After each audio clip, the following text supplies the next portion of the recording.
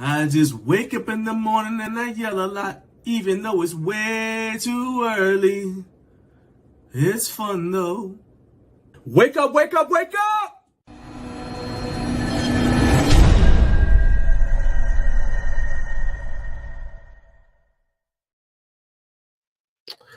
Wake up, wake up, wake up! What's up? Talk to me. I know there's a bunch of you in the chat already, so you guys tell me, how does my mic sound? You know, I always want to make sure my mic sounds nice for you so that we can get this going. Welcome to everybody who is watching. Good morning. Thank you for getting up way too early with Garage Gym Life. I know it's Friday. I know some of you guys are getting your 3-day weekend started, and it's too early, but you woke up anyway, and I appreciate you. So let's see here. I am John Greaves III. I'm the founder of Garage Gym Life, and this is, as I said, a Garage Gym Life production. We are your Friday morning wake-up call. I'm going to ride with you all the way through to the 9 o'clock Eastern time hour, maybe beyond. Just depends on how things goes. And if this is your first time checking out the show, welcome. I appreciate you being here. So do me a one favor. Hit that like button, because I can promise you that you are going to like what you hear. So let's go ahead so I can prove that. And let me tell you what's on today's show. So in the first hour, we're going to have news and other things, plus a brand new Recliner of Rage. If this is your first time on the show, Recliner of Rage is probably the most popular segment. That's where you guys get to laugh at my pain. It's a little bit cruel and sadistic on your part, but I get it, okay? So I'll tell you about something that's home gym related that has malfunctioned on me, and in fact, let's just use what I normally say. It has betrayed me, okay? And I got a brand new candidate. We're going to talk about it, and so you guys get to laugh about that. That's in the first hour. In the second hour, I have my guy David Huckleby was on last month in October, and we were talking about a situation that came up with David and his Texas Power Bar bench bar, right? He had an issue with it. I ended up doing a full video about the issue he was having with it. It was basically there's a defect with the bar, and he was having a customer service issue. Well, Texas Power Bars has reached out to David. They have given him a solution. Now, it's the sort of solution that to me sounds like it might void the warranty, but nevertheless, we're going to try it live on the air. We're going to see if this works, all right? All I'm saying is it involves a hammer. So we'll get to watch that. And we'll also talk to David about his experience with Texas Power Bars when they called, when they reached out to him, see how that went.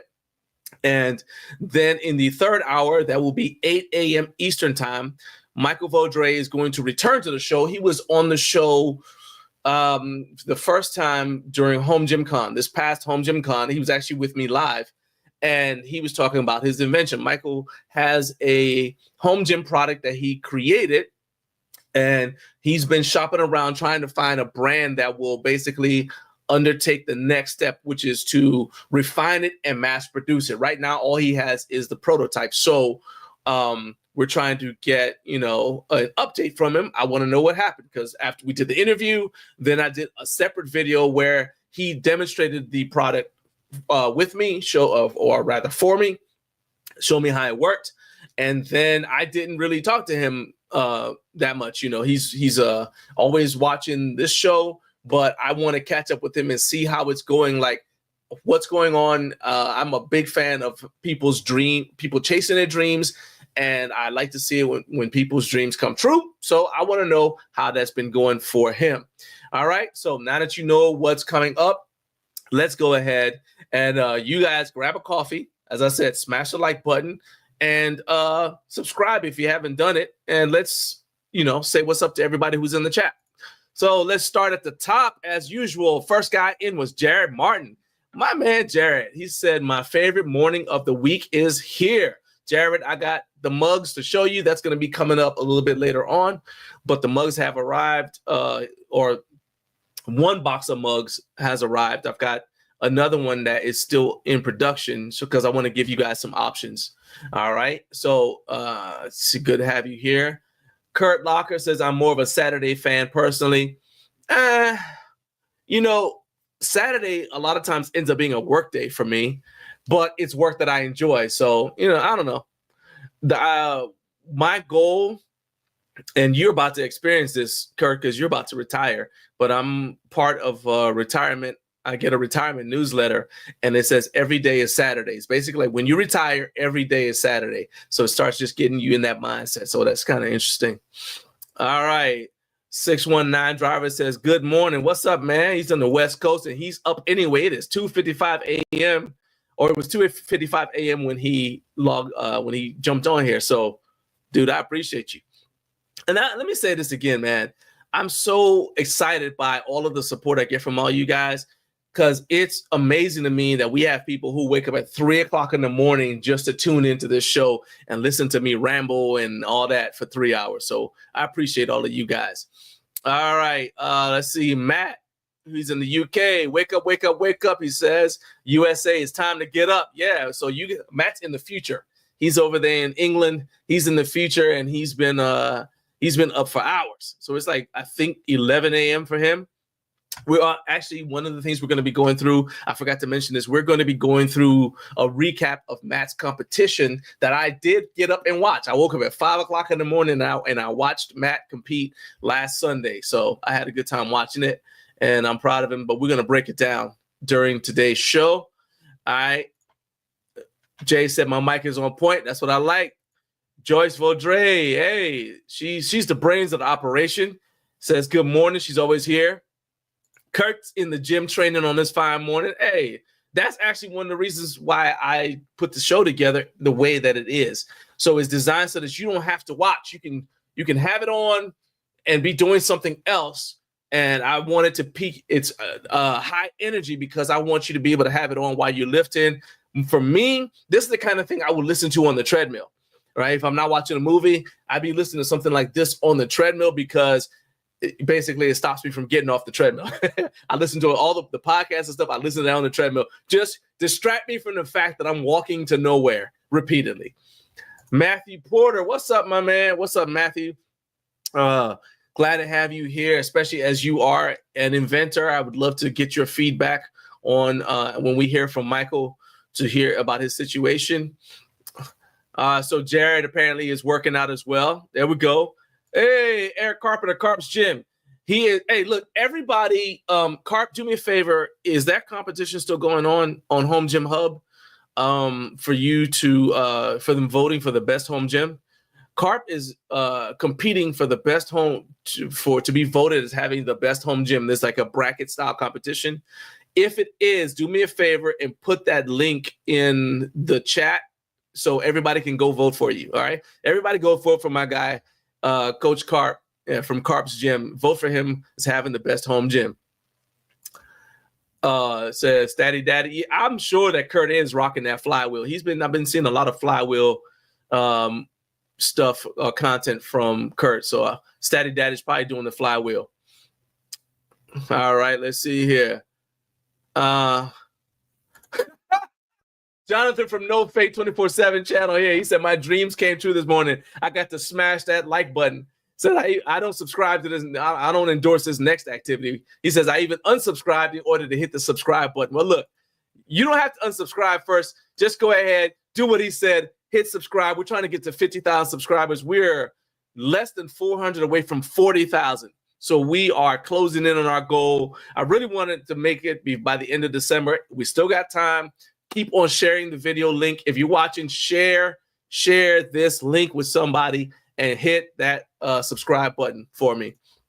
Let's see here.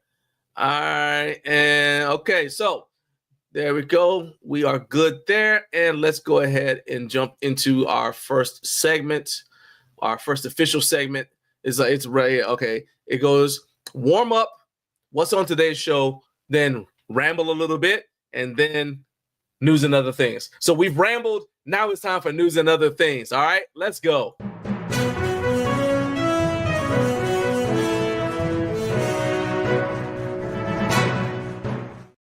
Okay, the first news item is the Bells of Steel Smith machine is live. It is live. That's right.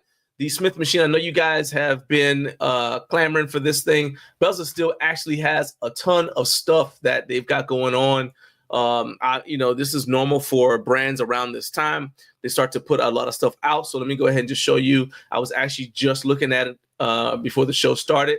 So the Smith machine has dropped, and you guys can check it out here. So this is, so they've got all right, so there we go. Yeah, it's the B-roll of them using the Smith machine. I am personally not a Smith machine person. I don't really like them, but I know that you guys like them. So it is out and available, and so you guys can check that out. And if you are interested in going to check out the Smith machine from Bells of Steel, do me a favor and use our affiliate code that'll support the channel. You want to go to, I've put it in the live chat, but it's basically Bells of Steel US and then a whole bunch of alphanumeric stuff and best gym in town. So the link is in the live chat, and I'm going to put it in the comment section in case you are watching on replay. If you are listening on to the audio only version on Podbean, the link to visit the Bells of Steel website is also going to be in the description. So you guys can check out their Smith machine. You can check out what is currently my favorite barbell, the bare naked powerlifting bar. Had it for 2 years. I love that thing. One of the reasons why I love it is I haven't had to do any maintenance on it. I have done zero maintenance. It's even still got the little blood spot on it in the knurling from deadlifting. It's still there. All right. I didn't mess with it at all. I'm the only one using that bar. My wife has her own bar, so I'm the only one using that bar, and I leave it the way it is, and it's working great for me. So, like I said, I'm a big fan of that. I'm also a big fan of what you call their I'm having a break. Their Hydra. There we go. The Hydra Power Rack. I use it at HomeGymCon. I really like it. But, Bells of Steel has a lot of cool stuff. If you want to see all their stuff, like I said, click that link. It's in the live chat. You guys can go check it out. And if you want to grab a Smith machine attachment for your power rack, now is the time. It has arrived. Let's see here. Now, next item is last month, I told you guys around Halloween, I told you that American Barbell was having a sale on their IWF certified Cerakote bar, right? The thing is, it was only available in green Cerakote because it was a Halloween related thing, right? So green Frankenstein, I guess that's the logic behind it. But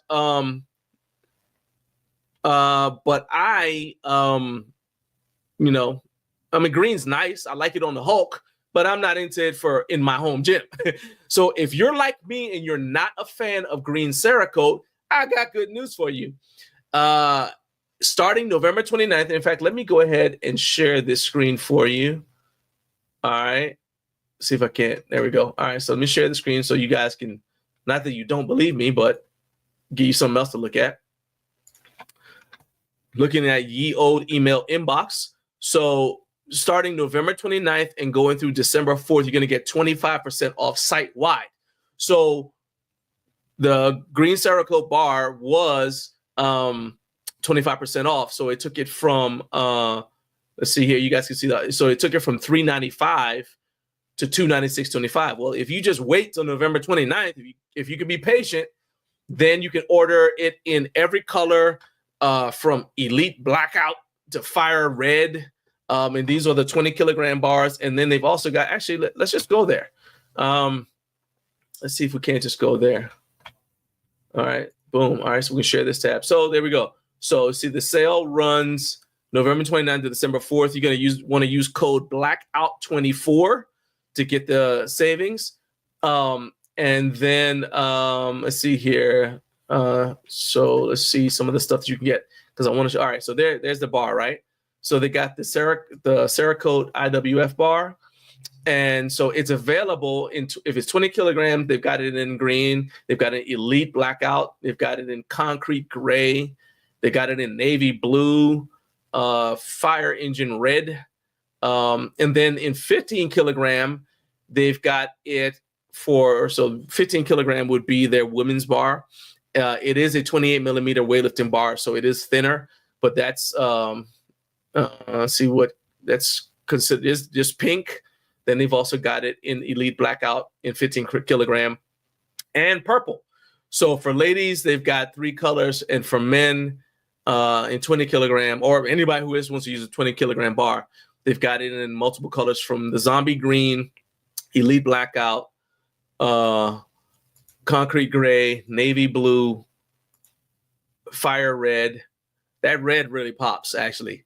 That red really pops. And then they've got hunter orange. So that, I guess, would be the best option for someone like the No Wine Cellar, because I know he's very partial to orange. And then, of course, you can get other stuff too. They've got other things that would be available for sale. But that just popped into my head because it's, it was so recent that we had the zombie green Cerakote bar was available. But I was like, yeah, but what if you don't like green? So there you go. So let's see here. Let's go ahead. Let's jump into the live. Let's see what your comments are real quick. So Joyce said, yes, Matthew, we would love to talk with you. That's awesome. Oh man. So Carp lost. He lost to Keith from No Wine Cellar. Said he beat him by 2 votes, 135 to 137. So, hey, go vote for, no problem. No Wine Cellar is my dude also. So go ahead and vote for him now. Because now it's like a tournament style bracket. So you guys go ahead and, like I said, it's I think it's at the Home Gym Hub on Instagram. So go check that out after the show and make sure you guys vote for Keith No Wine Cellar in the stories. So Matt says he's going to be in the chat and he's going to be live on TikTok from 12 p.m. USA time. I would just like to know if you're going to be doing those dances on TikTok, because I will show up for that. All right, so as the Elite 8 is on now, go vote. Yeah. And Matt's being undercover. He's being sneaky at work. Wrestling deer, sneaking in the live chat. Okay, no problem.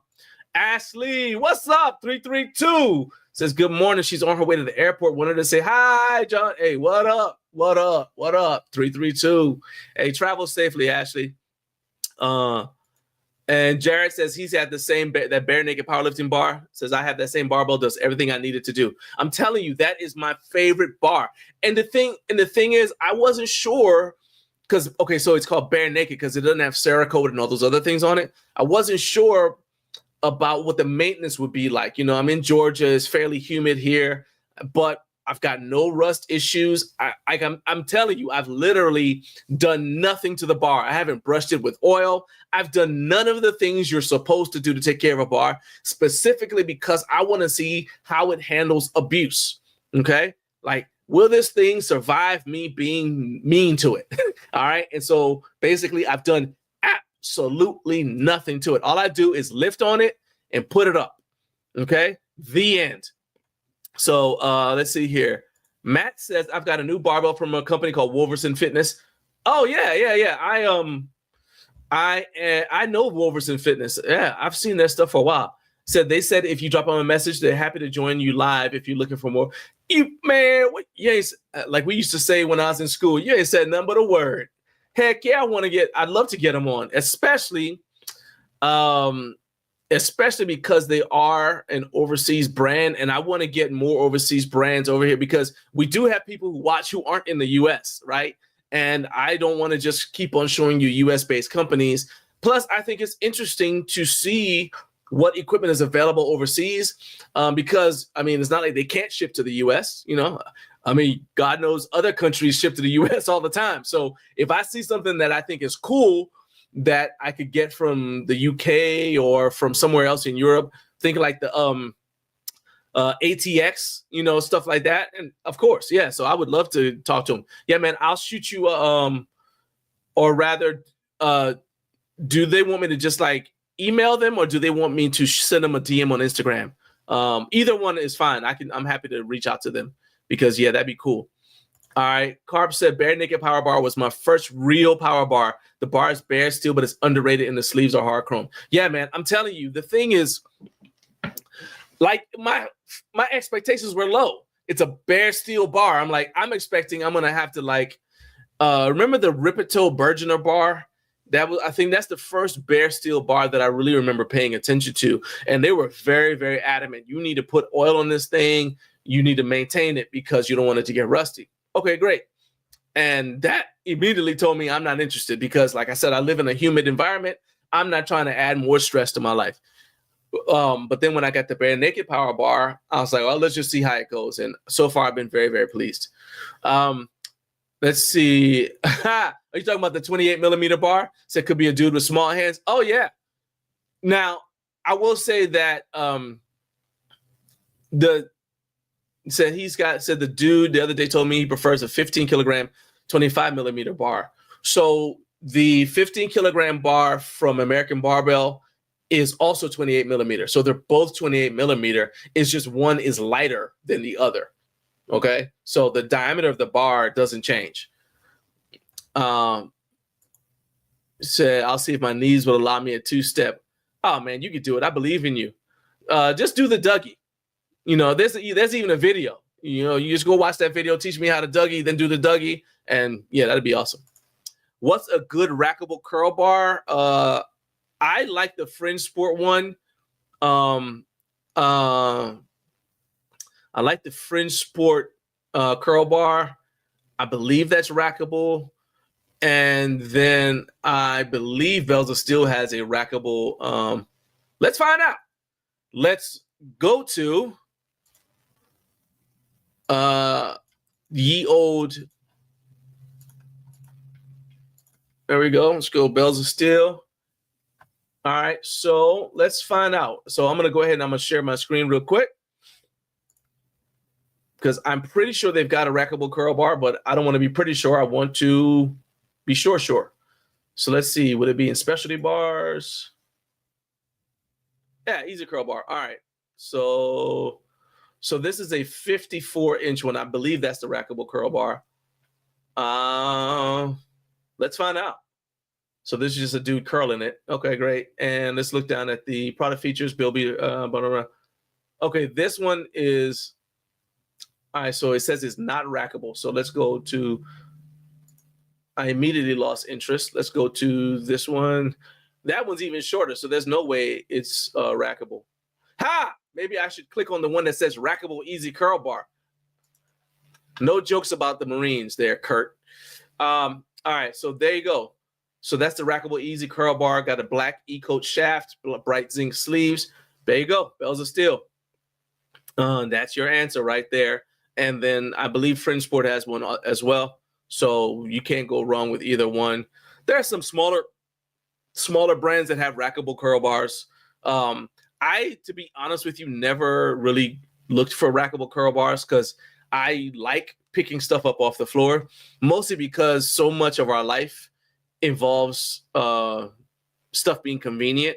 So as much as possible, I like to do things that force me to go from the ground to as high up as possible, right? So my favorite way to do a standing overhead press, for example, is to pick it up off the ground and do a clean of some sort and then to press it, just for example.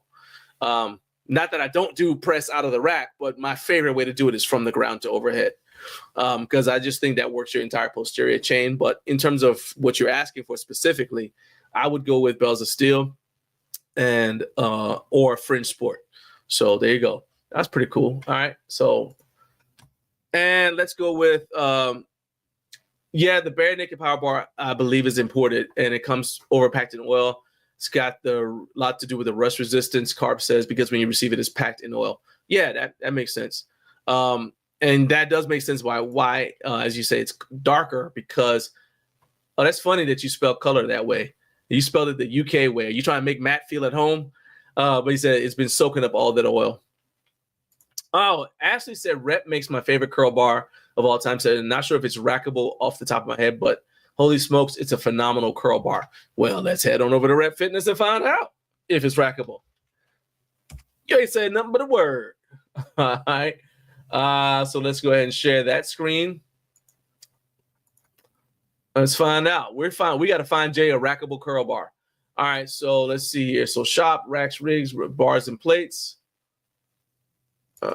Barbell, specialty bars. All right. Open trap bar. I've used that. That's pretty cool. I like that bar. I used it doing ox lift.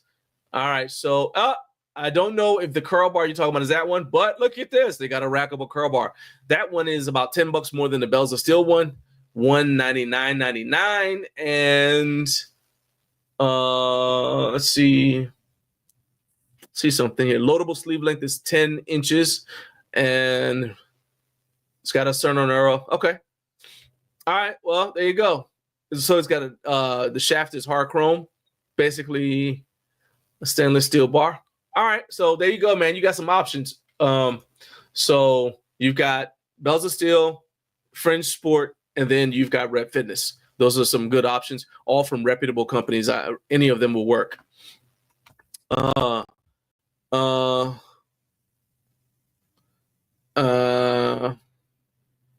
Let's see here. All right. So Matthew says, I've got the Fringe Sport rackable curl bar. It's great. Let's see here. And let's look at, see, I'm skipping some of the, what you call. Here comes Kurt with his jokes. Was literally posting on a posting with a Marine a couple of weeks ago who misspelled open as opened. Yeah, you know, we guarantee we shoot straight. We guarantee we shoot straight, we shoot fast, and frequently we shoot first. But we don't guarantee that we're going to spell correct. I'll tell you what, all right, I should even do this. But I remember we're on the back of, this is a 5-ton, right? Just to show you how long ago this was. We're in the back of a 5-ton truck riding along, and we got in this heated debate about how to spell banana, okay? And the thing with banana is the more you spell it and look at it, the less confident you are that you spelled it correctly. The word banana. If you don't believe me, just write the word banana out and then just look at it. Then erase it and write it again. And I'm telling you, the more you do it, the less confident you'll be that you spelled it right. So, yeah. And let's see.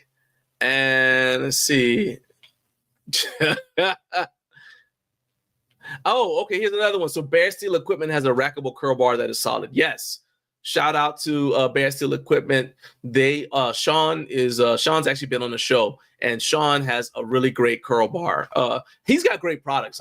His Iron Legend curl attachment is one of my favorite attachments. If you guys have not seen my video that I just did on attachments, you guys definitely need to check that out. That video it's basically just a list of all the attachments I have right now, right? And so it was funny because I was like, okay, so these are the attachments I have. And people are like, oh yeah, you should do one on this. And I'm like, well, I don't have it. You know, if I get it, yeah, I'll do one, but I don't have it. So I can't talk about something that I don't have. You know what I mean? So there you go. Anyway. Said Rogue makes the best one, but it's the most expensive as far as curl bars go. I mean, so one thing that I mentioned in the rack attachment video, in the cable attachment video that I just mentioned, is that I like for the angles of any kind of curl bar to be so that I can do it with my pinkies higher than my thumbs, because that gives me better bicep recruitment. And I got that tip from first Mr. Olympia, Larry Scott. And there's a lot of movements that you do where he's like, basically, you want your pinky to be higher than your thumb because you're just going to recruit the muscle a little bit better. Another one that he likes for that is pull-ups. All right. That's with your hands pronated, palms facing away from you. If most pull-up bars are designed so that they're more comfortable, because we've lost range of motion because of how modern life has got us all hunched forward because of our habits. But if you don't have screwed up posture, then you can do pull-ups with your pinkies higher than your thumbs, and that's going to give you a lot better range of motion. It's going to give you a really good pre-stretch in the lats. And it's also, if you're doing any kind of if you're doing a lateral raise, you do it with your leaning forward slightly and with your pinkies higher than your thumbs, you're going to hit your delts a lot harder. Again, that's another Larry Scott tip. So yeah, first Mr. Olympia, Larry Scott, rest in peace. I had his book. It was really cool. All right. All right. So let's move on to the next thing. So that was the American Barbell. Hey, once again, a reminder, I need you guys to check out our live stream of the USPC Shack Showdown that's going to be on Saturday and Sunday. So I'm giving you the link to watch the Shack Showdown is in the description for this video. And I'm also going to, I'll just put it in the live chat right now so you guys can check it out. But I really need you guys to go ahead and check it out. It'll be Saturday will be on this channel. All right. And Sunday will be on the USPC channel. So you're going to get not 1, but 2 days of powerlifting action from the USPC, and Jay and Matt, a few of the other guys have seen my live streams, so you know how they go. And in fact, by the way, Carp, I appreciate you, man. You gave a shout out to me in the Home Gym group chat, and I forgot to say something about it to you, but you mentioned what I do as far as live streaming, and I appreciate it, man. I appreciate all your support. So thank you so much, man. I appreciate it. But anyway, so if you guys who have watched my live streams, you know, it's a good time.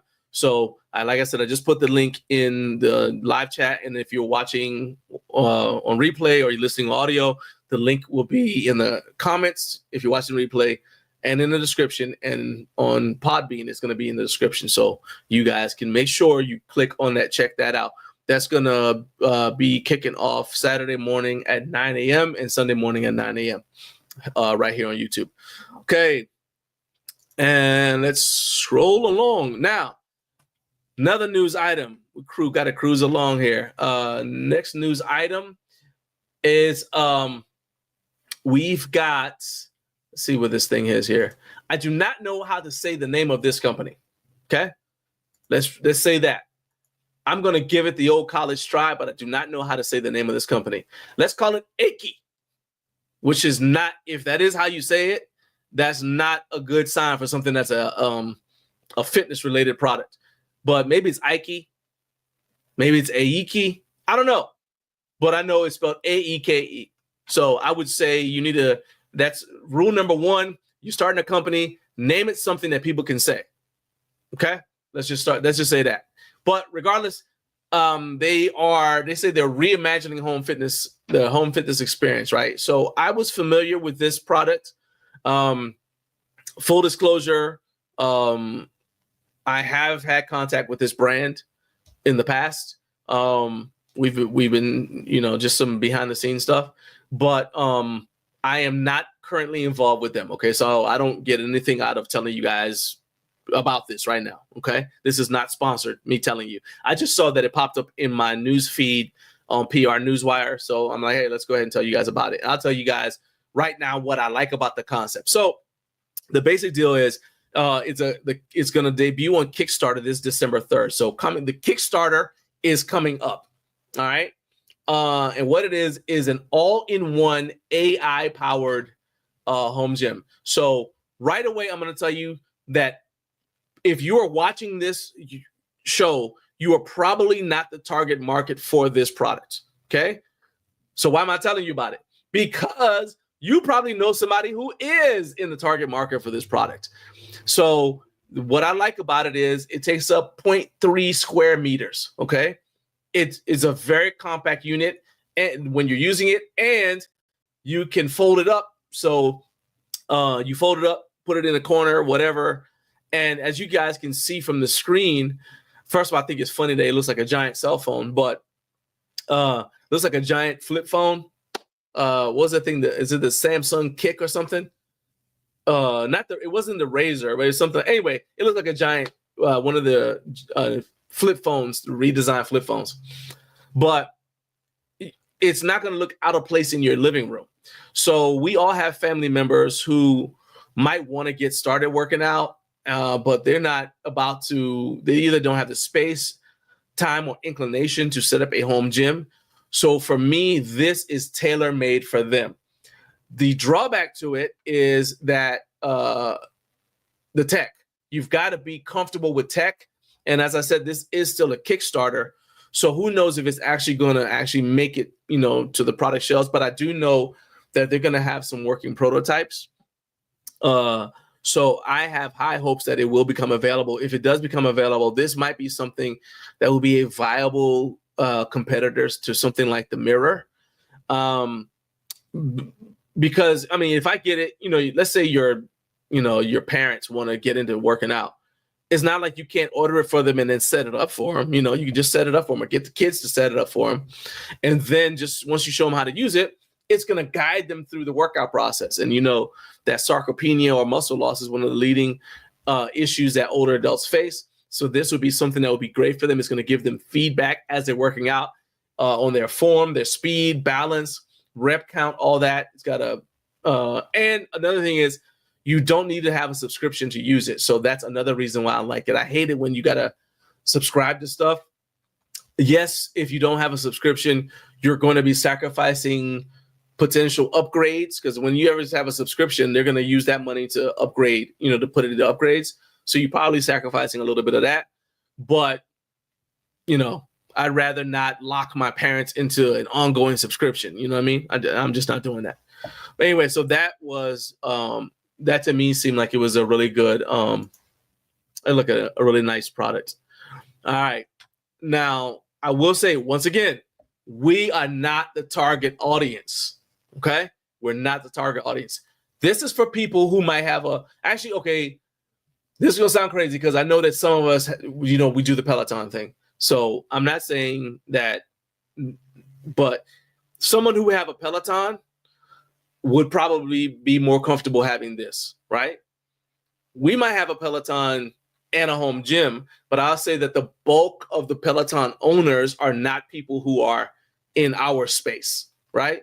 I could say rep fitness to them and they'll look at me like I'm speaking a foreign language. They're like, what is that, right? They have no idea who any of the people that we know and we follow all the time are. But those people need to strength train too. Some of them are not going to set foot in a public gym. And so that to me is what products like that are best for. Okay. So there you go. That's what I think about it. And they're not paying me to tell you that. So if you decide not to buy it, I'm okay with that too. All right. Now I want to do final thing before we jump into match competition recap. I want to give a shout out. This is a shout out to Fringe Sport. Okay. Because they did something that on the face of it seems like a small thing. But to me, it's a big thing. It's a big deal. All right. And you guys may have seen this on Instagram, but they posted a thing talking about how to open your barbell. All right. So I'll go ahead and I'll share my screen for those of you who didn't see it. So you guys can see it if you go to Fringe Sport on Instagram, go to @Fringe Sport on Instagram. How to open your bar is not the point. The point is that the reason why you need, as they say, you're going to need a blade, some sort of blade, and a Phillips head screwdriver. But look at everything he's having to do to get this barbell package open, right? That's what they're getting the shout out for. Because so often I get bars that come in, or I get products that come in and the packaging is broken. The box is busted or whatever, right? And Fringe Sport, they're not the only ones that do it, but they're the ones that most recently I saw who do it. And to me, this is how you do it. You go the extra mile and you create a situation where your customer's investment is protected, right? Yes, I'm sure it costs more money to package the bars this way, but to me, it's worth it to have a bar that shows up that's not scratched. I mean, I can't tell you how many times I've got a bar in and there's scratches in the Cerakote. In the Cerakote. There's scratches in, let's say it's a chrome bar or whatever, and there's scratches in it. Or it just, the end caps have some issue because of something that happened in the shipping process. You can avoid a lot of that by just packaging, by just how you pay attention to detail with your packaging. And I've got to give a shout out. I'm giving a shout out to Fringe Sport right now because they got it right. And I think that we need to not only complain when companies get it wrong, but we need to even more shout out companies when they get it right. And this is right. All right. So there we go. So that is that. If you guys want to see that video, just go to Fringe Sport on Instagram and it's going to be in their Instagram feed. All right. let's talk about Matt's competition. Matt, are you ready to go back into the past? Let's go back. What we're gonna do right now is go back into time. I don't know if you kids recognize that music reference because you're young. You're young, man. You're young. Oh, wait a minute. Sorry. Before we talk about Matt's competition, we gotta talk about mugs. Give me one tick, Matt. We're gonna talk about mugs first. All right, so I got the mugs in, or I got some of the mugs in. This is a tremendous glare right here. All right, there we go. Can you guys see that? All right, well, that says thank you. Or it says just for you. Okay. Whatever. Anyway, this is the box that they're going to be coming in. If this is the one that we decide to go with, they'll be packaged like this. Except the package won't be open because I opened all the boxes to check the mugs and make sure they were all right. And for those of you who are just now catching up, the people who are the regular viewers of this show, my regular audience, they said that you guys said that you wanted a mug that had this logo on it, right? So I got my hoodie and it says, I own the best gym in town. And so people said, which is obviously my home gym, right? I don't need to join a gym. I own the best gym in town. So you guys said you wanted mugs with that logo on it. And I'm running out of space here. So I ordered these mugs, and what will have to happen if we do this is it'll have to be a pre-order situation because I do not have I'm not a regular mug salesman, okay? So let's show you guys what it looks like. Let's take it out the box. This is how they're going to come to you, okay? Got a little wrapping on it. Dun, dun, dun. Okay, so I'm trying to find, okay, oh, there we go. That's where we need to have it, right there. So there's not of course, it's glare. So it says, I own the best gym in town. I'm not sure why it's tilting. So I'm trying to turn this thing, but it's like doing it in the mirror. So it's hilarious. All right, there we go. I own the best gym in town. Now, what I like about this is, so this is a 15 ounce, I believe, mug. Let me see here. I'll tell you, I will confirm that in just 1 second. I believe this is a 15 ounce because, as I said, I had two different designs, right? So let's see here if I pull it up. All right. So it is printed on.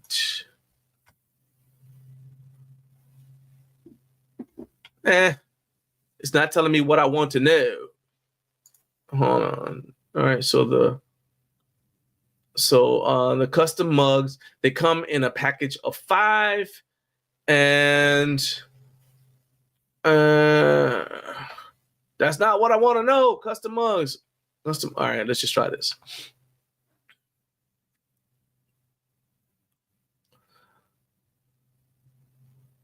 All right, there we go. Give me 1 second. I'm sorry. All right, so custom mug.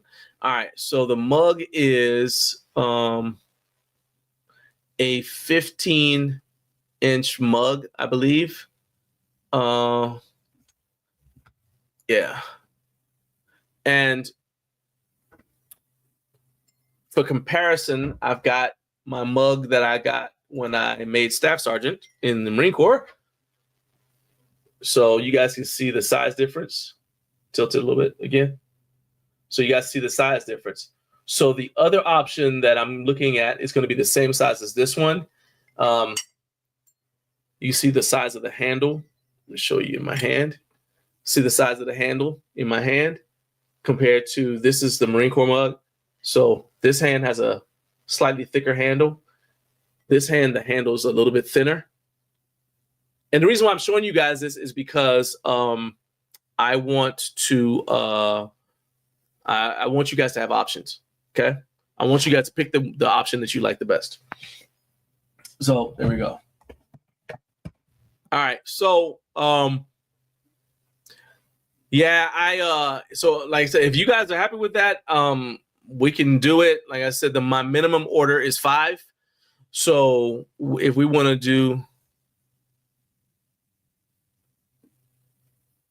all right, so let's go. I got some. So Matt says friends do barbell unboxing, and I did a mug unboxing, and Matt's gonna do a barbell unboxing. So hey, it's just an unboxing type of day, man. Jared says big bold logo looks good. Kurt says little known fact, I can make custom mugs. Okay. And he said your best. It says this appears to be a 12-ounce mug, which is best for most, and fits in a magnetic drink spotter easily. Okay. So I do not have a drink spotter, and so that kind of doesn't matter. Well, actually, it's not about me. I care about what you guys want. So let's just go with that. So, the size option that I have that's being made right now, they said it's 16 ounces, right?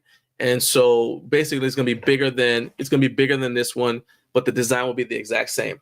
The other thing is I am looking for an option so that the mug is black and this is on a white. And so right now, this is designed to be on a dark background, right? So this is what it's supposed to look like. The lettering is supposed to be white, except for the best gym, which should be red. And so I was looking to have it on a black background, just like that banner that you have, Jared. I wanted to see if we can do it that way, to have it on a black mug. And so the lettering would be black. I mean, the lettering would be white. And to answer your question, the design will be this. Yes, the design will be the exact same, but I just want to basically, I want to know if you guys want a bigger or smaller mug. That's pretty much it. So let's tell you the drink spotter story. Before COVID, back up. For years, I was looking for a rack attached cup holder. All right. And I mean, years, and I kept looking all over the place. Right. So before COVID, I decided to heck with it. I'm going to make one because I couldn't find one, right? So I made one, came up with a design and everything else. And we actually called it the drink spotter. Well, I couldn't find anybody. I made one, right? And I couldn't find anybody that could make it. I reached out to some people and trying to get the design set up so that it could be mass produced, right? And at an affordable price. Well, then I happened to be I was in California doing a live stream. It's actually the same live stream where I did the video where Kabuki and I unveiled their Kabuki deadlift bar for the first time. It was at that event. And a buddy of mine emailed or texted me, and he said, "Hey man, I just saw a rack-mounted cup holder on the internet. Is it yours?" And I said, "Nah, it shouldn't be." So he sent me the link, and it was for Massonomics Drink Spotter. Now, I want to be clear with you guys. I'm not accusing them of stealing my idea. The fact that we both named our product the same thing, it just is a coincidence, right? And I'm not mad at them for having the drink spotter. I'm not mad at. In fact, I'm glad. I wish they had brought it out before I spent the money to get mine made. But yeah, I don't have a drink spotter from Massonomics because I have a cup holder that's my own design that mounts on my rack. And if you guys look at some of my videos, you'll see my cup holder on there. It's got the Garage Gym Life logo on there and everything else. So there you go. So, nothing but high regard for them, nothing but best wishes for them. But I've got my own. So yeah. Cheer. Matt said, "My wife's my drink spotter. She can stand in the gym, hold them up between sets." And that is sort of stuff a single man will say. And if you ain't single, you about to be if you keep that up. No, I will not be purchasing a drink spotter. Michael wants to know if Jake Paul will be doing any unboxing tonight. I don't like Jake Paul's chances.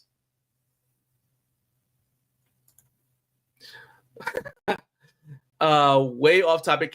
Jay said, "Can't help to notice the Georgia Bulldog sign behind you every Friday. Any relation to the USMC or just coincidence?" So UGA is University of Georgia. Okay.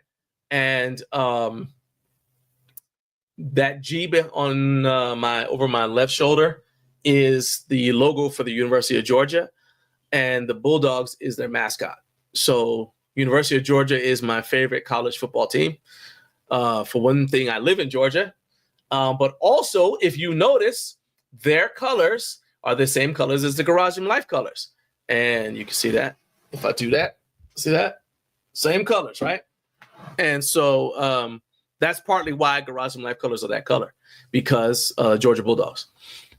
Hi, so and then it is just a coincidence that the Marine Corps symbol is the bulldog.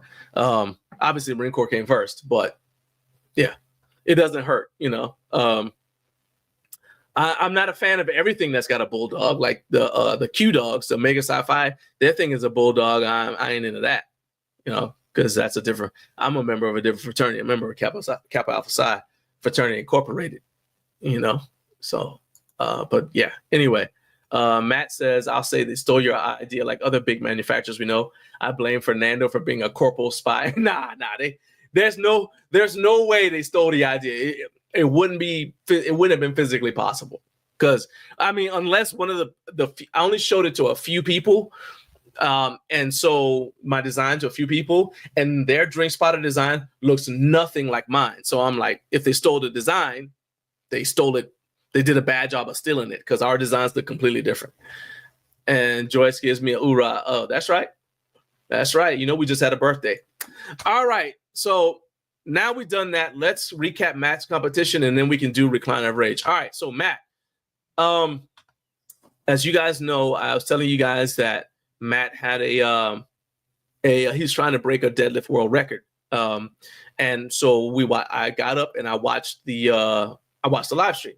So let's check out his first. For some reason, he didn't show us his he didn't send the clean and press video, but he got a successful clean and press, and then he started deadlifting. So this is 639 pounds. Here we go, slow off the floor. And once he gets him on that knee, he gets that good lockout and a good lift for Matthew Welch. All right, so there we go. So that was 639. You guys saw that was a good lift. All right. And so I actually messaged him. I said, "Hey man, that looked good," because Matt's, you know, the way he lifts, it tends to be slow off the floor. But if he can get it to his knees, that sucker's locking out, right? So I was like, man, I think you got that was 290 kilos, 290 and some change. And so 639 pounds. And I was like, yeah, dude, 300 is going to fall, right? So he didn't go 300. He went 302. So here we go. This is 302. 302.5 kgs. 302.5. At under 90. And so Matt weighed in under 90 kilos. This will be 2.5 kgs so he's heavier than the current natural strongman world record. Let's go, Matthew.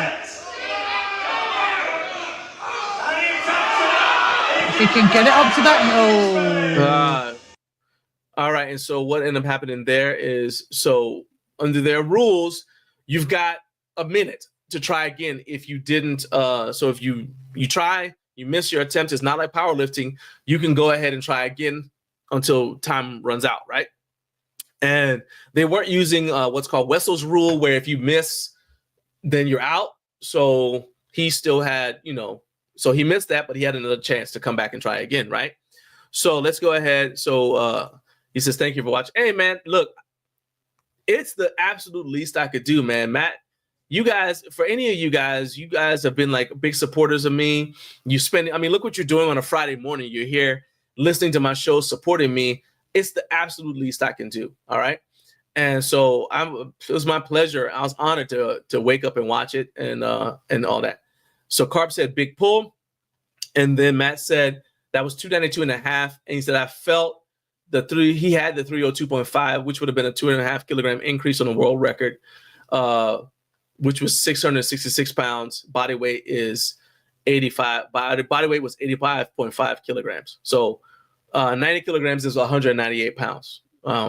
That's actually the weight class I competed in when I competed in powerlifting. But that's how come I just know that off the top of my head. You know, I'm not a metric dude. So anyway, let's check out the last attempt. So that was he came back, tried again.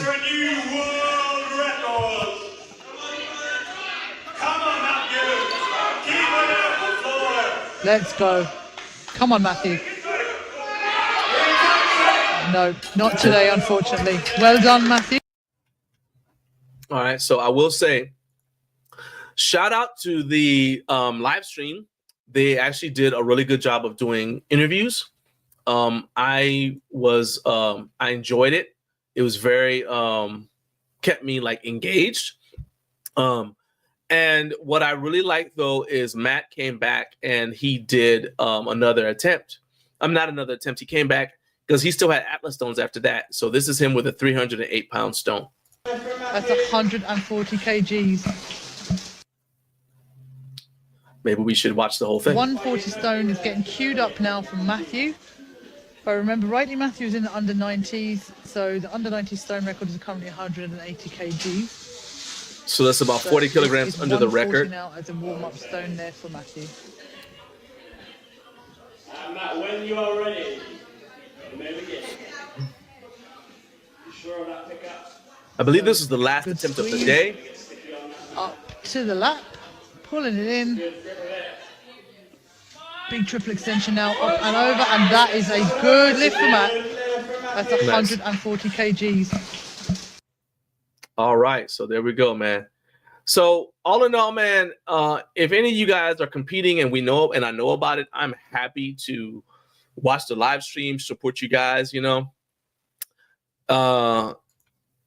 Jay said red and black seem to be the choice of winners. I mean, just look at Georgia's record, man. I know you don't follow football like that, but just look up Georgia's record.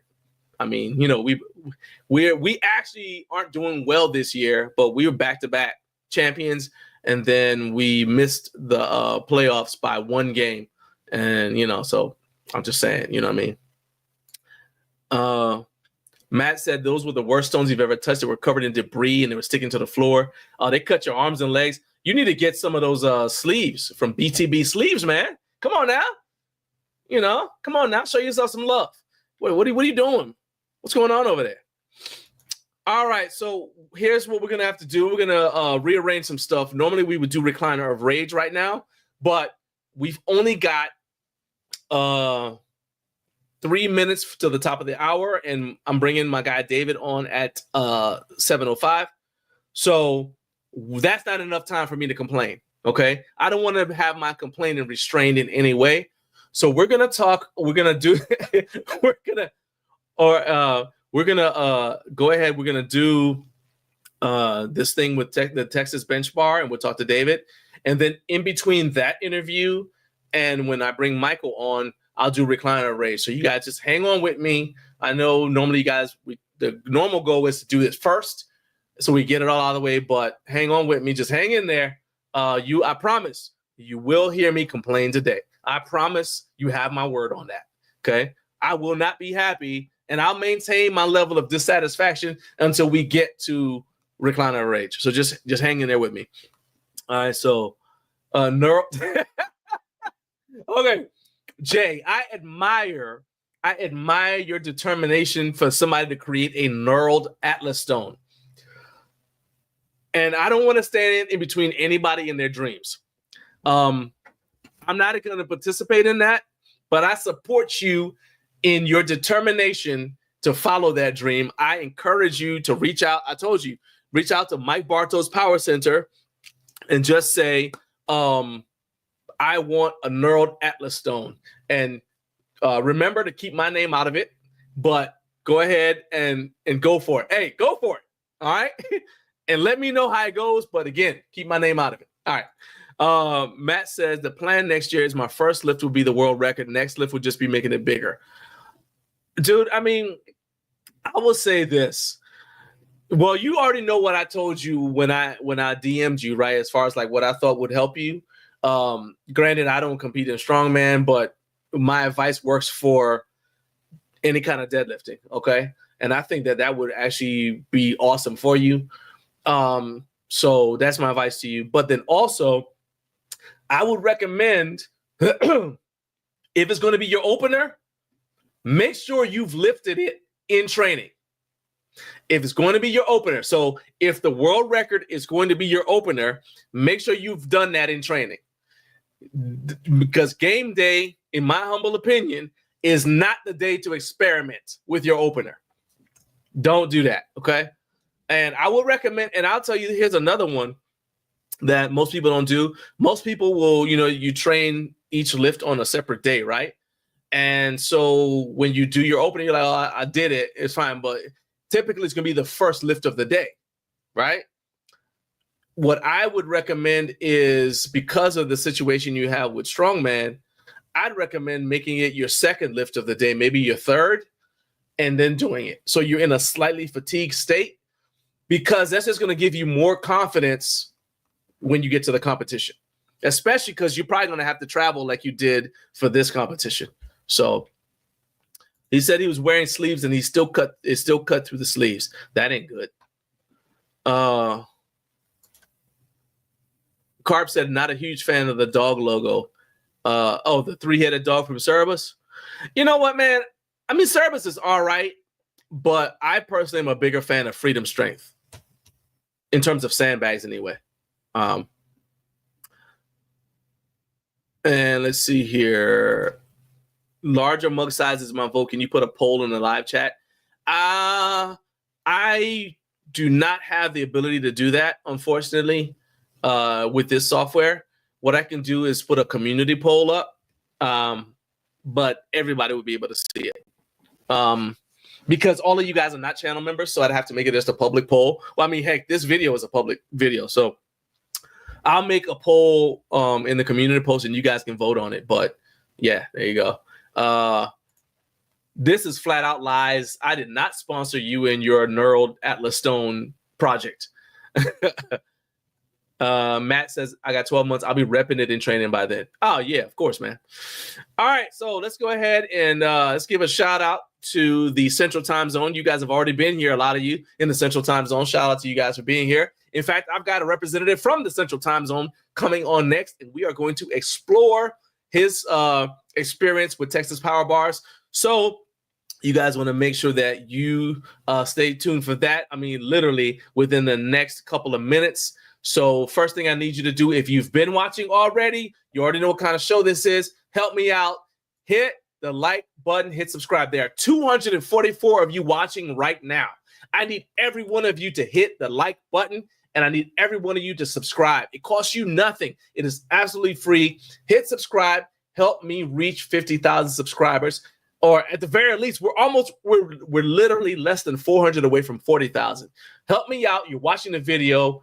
Hit subscribe and help me out. We got to hit that goal. We're not going to get to that goal without you guys. All right. So that's that. And now it's time to bring on our first guest of the day. My guy, my brother. Just recently we shared a birthday. And so I'm bringing him on here. David Huckleby.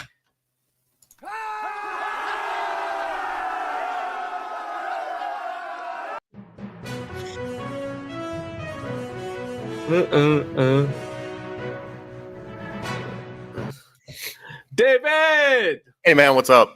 In the Middle East, it be David. What's up, David? Hey man, good to. You are looking chipper. You look almost as if it's not 6 a.m. and you haven't been up since 5. Yeah, I went to bed at like 8 o'clock last night. Getting old. And Hey, one of the best developments in my life was when I realized that I wasn't missing anything if I went to sleep. There you go. You know what I mean? Like you fight sleep, you're like, oh, I don't want to miss this. Hey, dude, we live in the age of replay and DVR and whatever and stream on demand. I ain't miss a thing. Okay. Anything I want to do before bed, I can do after I wake up. I promise you. Anything. Oh, for sure. Hey, can I say something for a minute? You can say a lot of things. I just want to say, hey, Matt, nice job. Like John said, man, you're doing great. You're going to be repping that world record in training. So just want to give you a shout out. And those stones are no joke. I'm not sure if you saw, I believe OSG a couple of years ago, a guy goes up to the stones. He's all tackied up. He doesn't have a shirt on.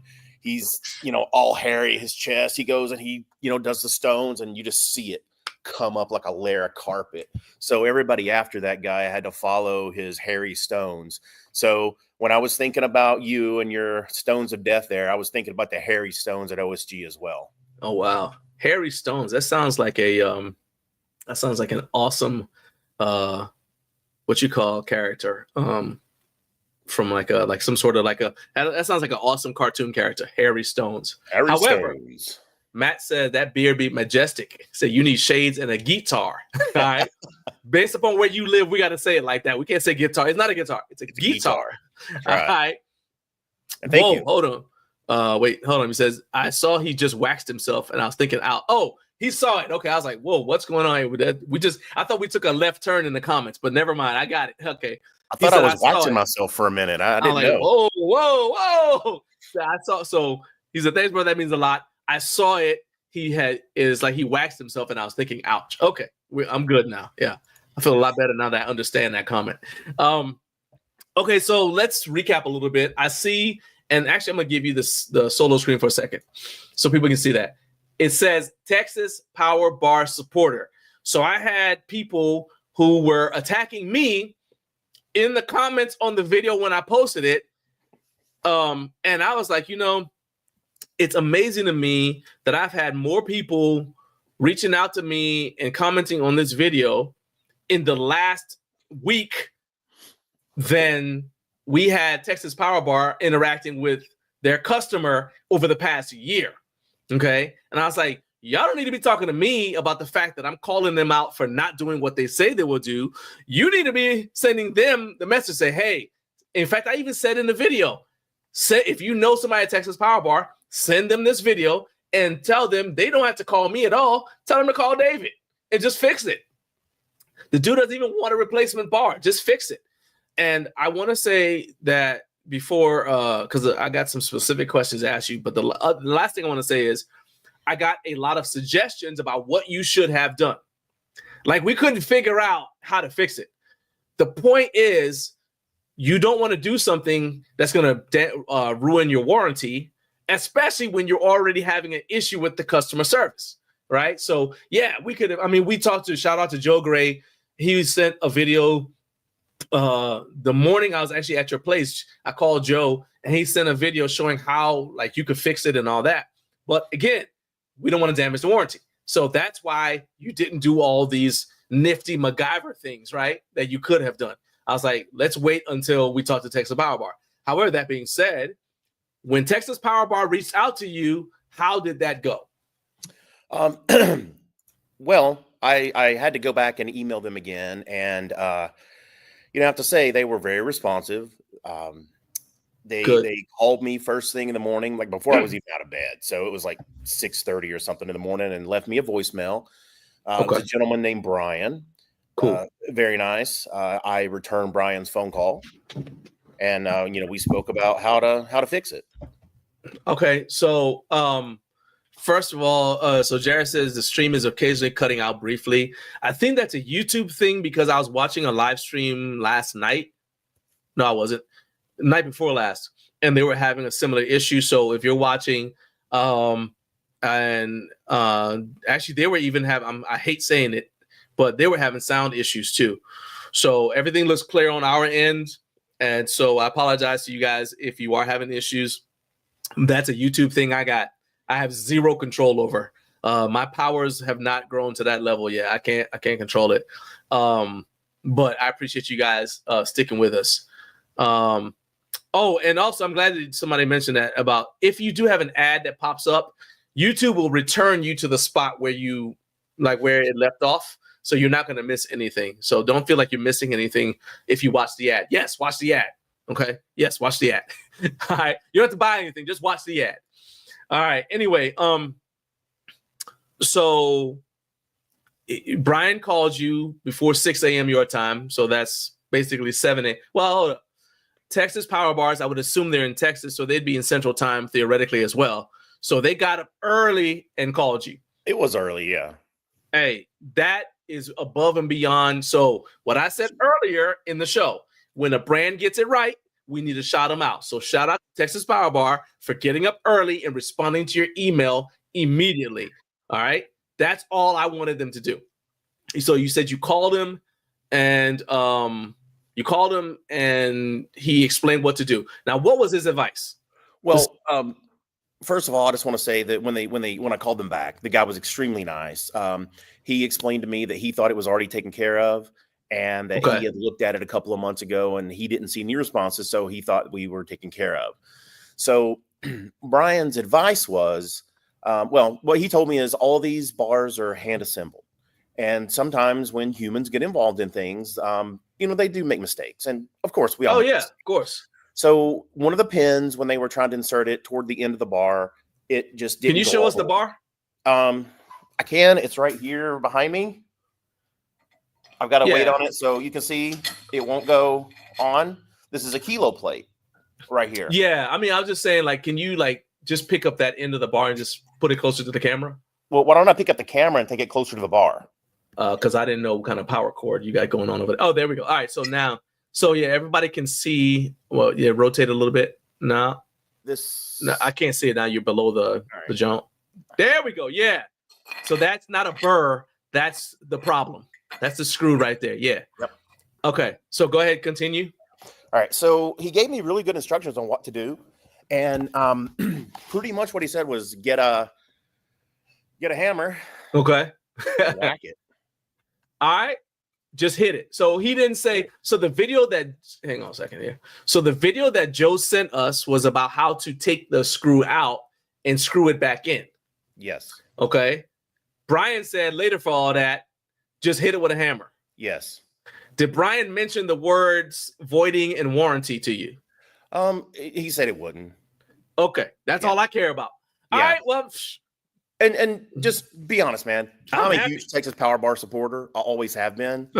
And I give them lots of leeway. I probably have in my small gym 12 bars from Texas Power Bar.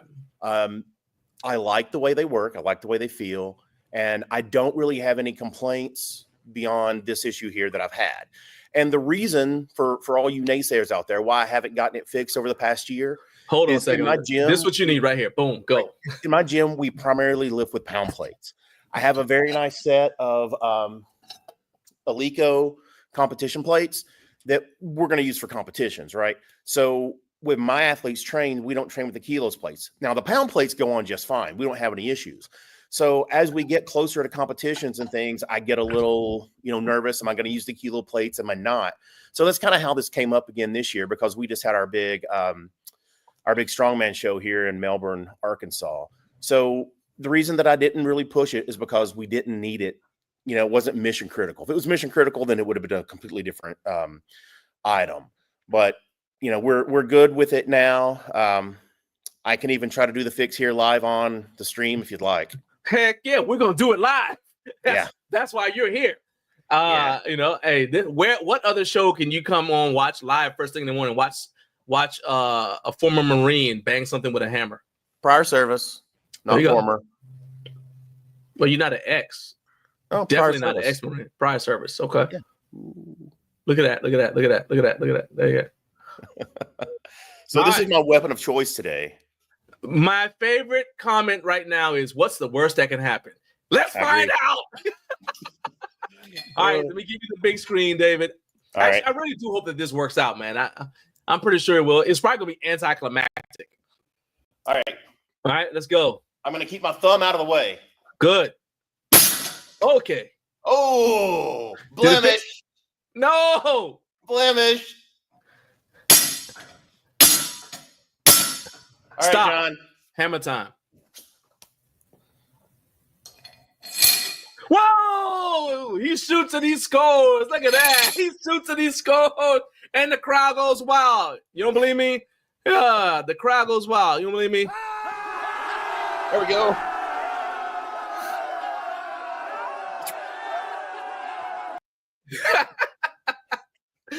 And that's why y'all come here, for that kind of stuff. So here's another thing too, because I wanted to make sure that we talked about this as well. So other comments that I got on the same video, And I'm going to go ahead and put in, I mentioned in the comments on the video that they had given you a solution and that we were going to try it on the show. But now what I'm going to do is post a comment and pin it and say, Texas Power Bars has addressed the issue. It was a misunderstanding, and they gave him a resolution, and he is happy, and that's all that matters. Okay? So that's what I'm going to put on there.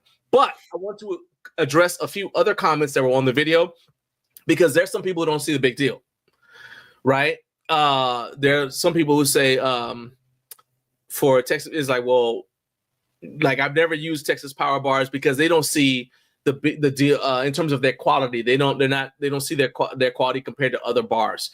So you've got, I think, 12 bars, right? 12 Texas Power. Okay. So talk about the quality, the overall quality of the bars. Like, I know you say that you like how they feel, but they're also one of the bars that is used in multiple powerlifting federations, and I think in some strongman federations as well. So talk about the quality of them and why they're used so often, because there have been tons of world records set on Texas Power Bars.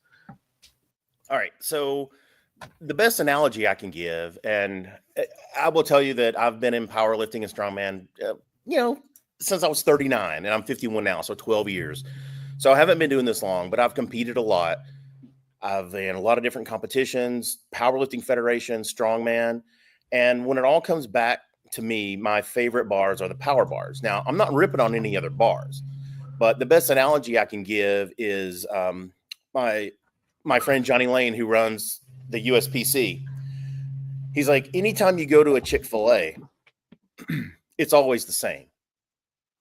You know what you expect when you go to a Chick-fil-A. There's going to be service. They're going to be food quality. You call it quality, but it's all the same quality, right? It's not different from restaurant to restaurant. So that's how I feel about Texas Power Bars. When I go up and I do a deadlift and they tell me it's a Texas Power Bar, in my mind, I already know what to feel. I know what the knurling's going to feel like. I know what the bar whip's going to feel like. And it's just comfortable to me. And I feel the same way about the rest of their bars. When I'm using a power bar, the expectations that I've trained on it and I've used it are already there. So I don't really have to worry about, is this bar going to have more whip? Is it going to have less whip? Am I going to grind through this? And am I going to, mess my knees up with the knurling? Yeah, I'm going to mess my knees up with the knurling, of course, because that's the way it is. Because the knurling, I like it aggressive. I like it rough. So that's the reason I like Texas Power Bars. No diddy. No All diddy. right. All right. Jay said the California speed wrench fixes everything. I like that. I never heard a hammer call that California speed wrench. Sitting here with my California speed wrench. I love that. I need some duct tape now. I'm writing that down. That's awesome right there. Jay, that's why you're here today, just to tell me that, the California speed wrench. And let's see, Home Gym Physique said, how can ignoring a customer's email be a misunderstanding? Well, I mean, so I don't know if you heard the first part of it, but David, can you go ahead and just say again in a nutshell why they didn't get back to you? No. You thought they ghosted you, but I'm not repeating myself today, John. Okay, sorry. No, I'm kidding. Yeah. So when I reached out to Brian and we spoke about it, he said that he had looked at it previously and he thought it was already handled. What for whatever reason it is, it doesn't matter, right? I mean, in the grand scheme of things, it's fixed now, and that's what's important. So I don't have any ill feelings, bad will toward Texas Power Bars. I'm not gonna, drive by their facility and give them the stink eye or something. But it's kind of like a non-deal to me, because as soon as they realized it was a problem, they stepped in and fixed it. Right. So they thought it was fixed. It wasn't. Not a big deal, but we have it fixed now. We're using that California speed wrench method, and it works pretty well. All right. And so the thing about that I say is that's actually why I was upset, because it's been a year. You reached out to them, and actually when I messaged you, I said, hey, do you still have that bar? Because I was going to talk about how it got fixed. It's still not fixed, and they haven't responded to me. I was like, whoa, what? It's been a year. So I actually at the beginning of the video said, I'm actually shocked or surprised that I'm having to say this because I never expected that from them. So there's that. There was another comment, and I'm going to read this one, right? The other side of it is, and this is just responding to companies in general, I'm never going to be such a big fan of a company that I'm willing to ignore when they do something wrong. And I had the Texas Power Bar stands in the comments talking about Texas Power Bar is absolutely excellent with customer service. This seems to be the anomaly. I'm fine with that part of the comment. I'm fine with that. Homie said the sleeves are pretty impossible to be different per their process. Okay, well, you just told me that they put the bars together by hand. So you're telling me that it's impossible for them to make a mistake for something that they put together by hand? I have a question. Go ahead. What just happened here then? Exactly. Yeah. He's like, oh, it's impossible. Oh, no, it gets better. So actually, you know what? Let's do this. I just remembered I could actually just do this. Share my freaking screen. Video comments. So y'all see I ain't making this up.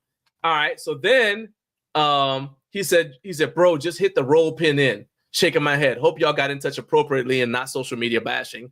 And since I'm the way I am, I said, well, you obviously didn't listen to the part where he says he had contacted them, told them the problem, and then they ghosted him. It's been a year, right? And then he wanted to argue with me or whatever, support whatever. He said, if you had spent half as much time figuring out where communication got lost or getting the base of hammering and roll pin as you did promoting this video production, we wouldn't be here. Well, technically, I would still be here, but he wouldn't. So we wouldn't be here because, like I wouldn't making him be there. I'll just say that.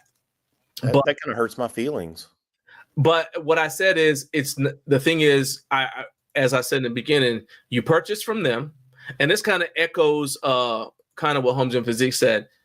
You purchase from them, and there was a problem, and now everybody's got all these. And this is part of the problem I have with Titan Fitness. All right, people order the junk from them, it shows up and it's not right, and then they're like, oh well, yeah, but I can figure out a fix, and people help me. I'm like, it's not your job to figure out the fix. It's their job to figure out the fix before they sell it to you. Okay, and if they can't, you reach out to them and say, hey, this happened. It's their job to fix it at that time. That otherwise, it's not. What happens if it goes to somebody who can't fix it? So that irritates me. But at the same time, I'm glad. I wanted to be sure that I gave as much time to showing that they did make it right as I did to calling for them to make it right. Because I think what ends up happening, so think about like a newspaper. They'll say, oh, this bad thing happened, right? And then they say, oh, we got it wrong, and they print a retraction.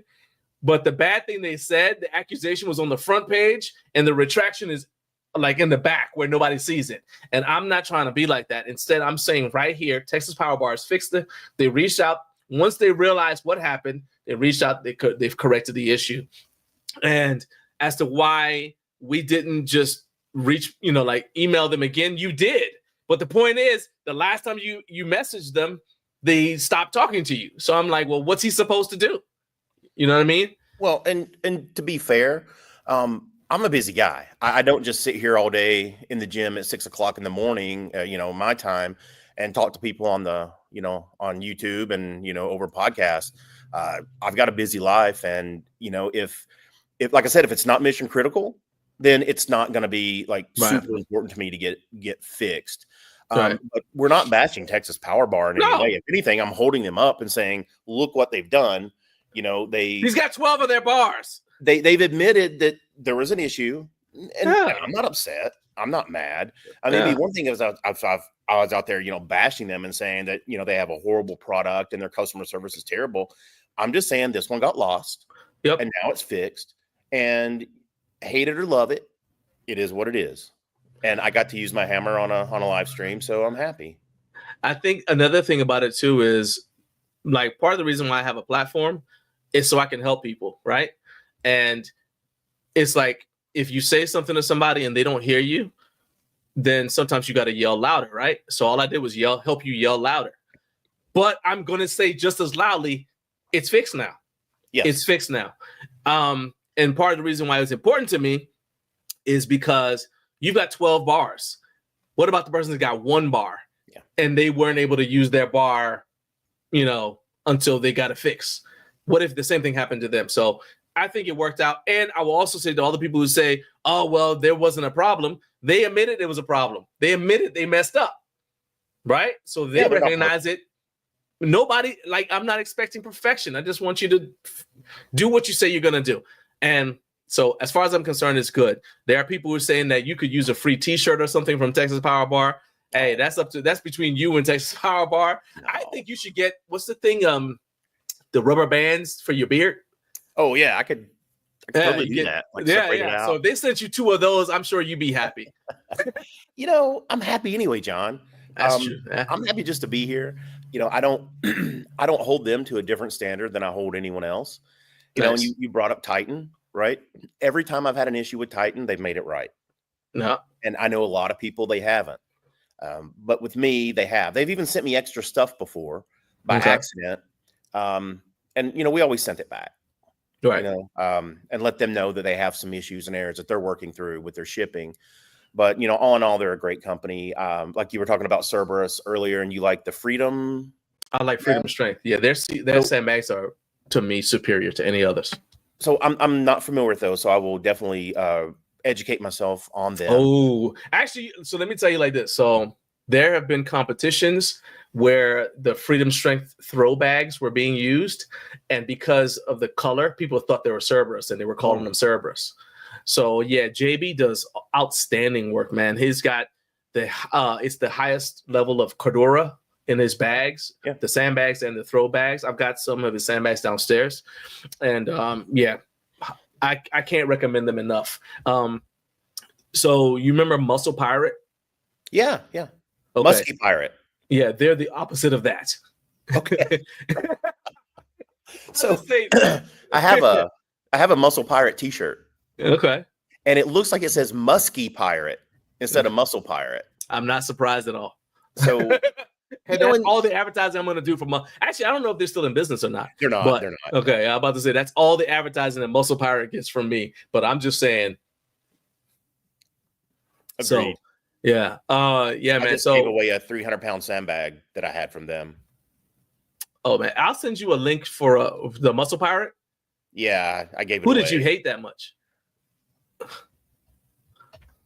How much time do we have? Never mind. All right, never mind. Let's just stop there. All right. Hey, look, man. Tell me, freaking Mountain Dew green. Anyway, before I let you go, talk about what else you guys have coming up, because you've got some competitions that are coming up. Is it December, and then you got something in January? Well, we're doing Hope for the Holidays up in Roxana, Illinois. Yeah. Lance and Regina Dar are hosting that. Yeah, talk about that a little bit. Yeah, we're going to be up there for there. Hope for the Holidays. They raise money for local children so they can actually have a holiday, around Christmas time. So they can, I think they sponsor a school, and with that school, they buy toys and make donations and stuff. So we go up to Roxana, Illinois every year for December and do the Hope for the Holidays there. It's a great charity. I'm not sure how many people I have going up there, if I have any or not. We may have just a couple lifting, but just the camaraderie there, the friends that we have in Missouri, Arkansas, and Illinois, we all get along pretty well, and it's going to be a good show. Yeah. January 25th, we have the Ozark Strongest in Rogers, Arkansas, and it's sold out. We have a pro division in that for the men, and if we get enough women sign up, we'll have a women's division for the pro. And that if they win and they don't zero any events, they get to go to the pro nationals. I'm not sure exactly what it is. I'm not really versed in that. Still learning as I go. So that's going to be January 25th. I think we need 2 more pro men to sign up to have the pro class count. If not, we're going to have to move things around a little bit, and that's fine. And the director on that is John Thames, really nice guy, really intelligent, also a good athlete. So we're going up to the official strongman games in Madison, Wisconsin. I think it's the first or second weekend of December. We're going to go up and we're going to be supporting Christian Case, who is a local athlete here, really nice guy, really talented athlete, experienced coach. So we will be going up and supporting him at the official strongman games. And for some reason, I bought front row tickets. I don't know really how I got the front row tickets. So if you're on the stream and you see me, say hi. All right. So, and I've got the number one. I'll say that I did the live stream for Hope for the Holidays last year, Oh, yeah. and it was a really good time. Drove up to beautiful downtown Roxana, Illinois, and hung out with you guys and Lance and Regina, and it was a good time. Then I drove back home, and I stopped in Kentucky and hung out with David Dennis. So it was a pretty cool weekend. But yeah, I think it's a great charity. I completely I'm a big supporter of that.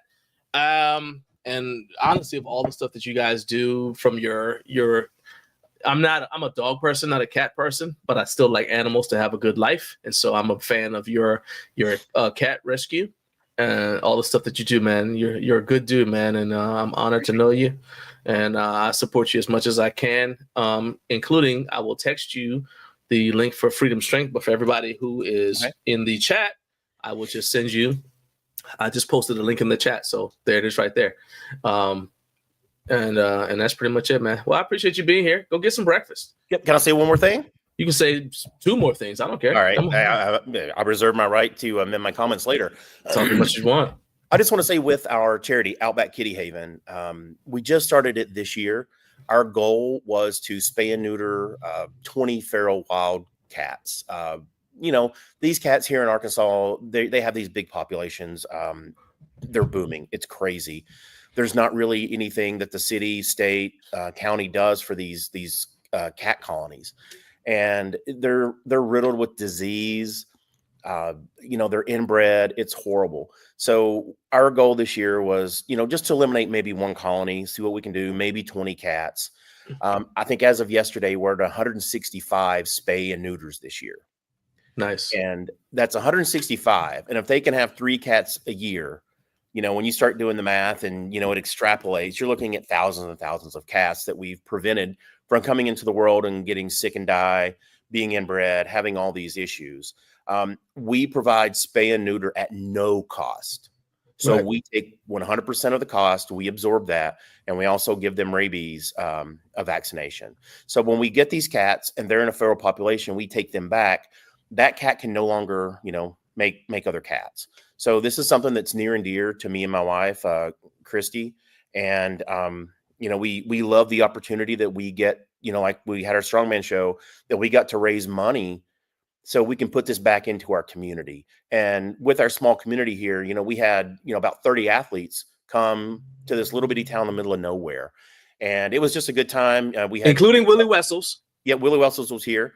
We had a good time. I was in a dunk tank at the end. The dunk tank didn't exactly work really well. So when someone hit it, they had to hit it from behind and make me fall into the water. Pause. And I fell quite a bit. So yeah. Willie Wessels.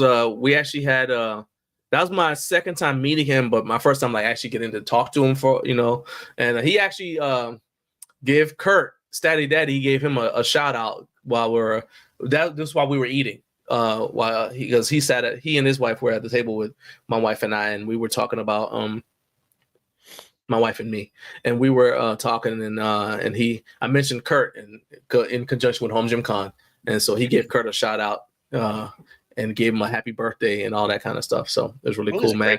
Great guy. Yeah, but I will say also that in terms of like your cat rescue, I watched you feeding the cats. I watched how you take care of them, and it's obvious it's a labor of love for you, man. So I said that you're a genuine dude, and I love that this worked out for you, that you got your bar fixed. You can start using the bar. I look forward to using the bar next year when I go over there, using your California speed wrench. And I appreciate you being on here, man. Take it easy. Having me, man. I appreciate you. I love you to death. Hey, man, same here. Tell Christy I said hey, and next time I come there. It's funny because I'm at David's. My wife and I were there, and I wake up in the middle of the night, and there's a cat making biscuits on my back. And I was like, "What is going on?" Look, dude, my PTSD acted right up. I was like, "What is?" Seriously, because if y'all don't know what making biscuits is, it's like when the cat's like doing like that, on your back and all that, right? And it's like they're kneading dough to make biscuits. And I'm just laying there. I was like, whoa, what the heck? I just jumped right up, man. And my wife, she's laughing. We put the cat outside. But yeah, anyway. So that's the end of my cat story. That's awesome. All right, man. You take it easy. Tell Christy I said hey. I would do so. To Naomi, we said hi. And, if I don't talk to you before Thanksgiving, have a great Thanksgiving. Happy Thanksgiving as well, man. Oh, happy birthday. And happy birthday. Absolutely. Thank you. All right. 249 in the books. That's right. Rah. Hoorah. All right. That's my guy, David Huckleby. Good dude all around. We got what I wanted, which was a positive resolution. One of the things that I don't like when people have a platform like mine is we complain to each other. We never try to do anything to when we'll know sometimes that a company isn't right and we won't do anything about it. And so I just feel like I needed to do something about it. And so I'm glad that it worked out for him. And I have to thank you guys because they're like, oh, I want to say there's like 3,000 views on that video. Let me double check before I don't want to make up stuff. But I think on that video there are I was wrong. I underestimated it. So right now there's 5,386 views on that video.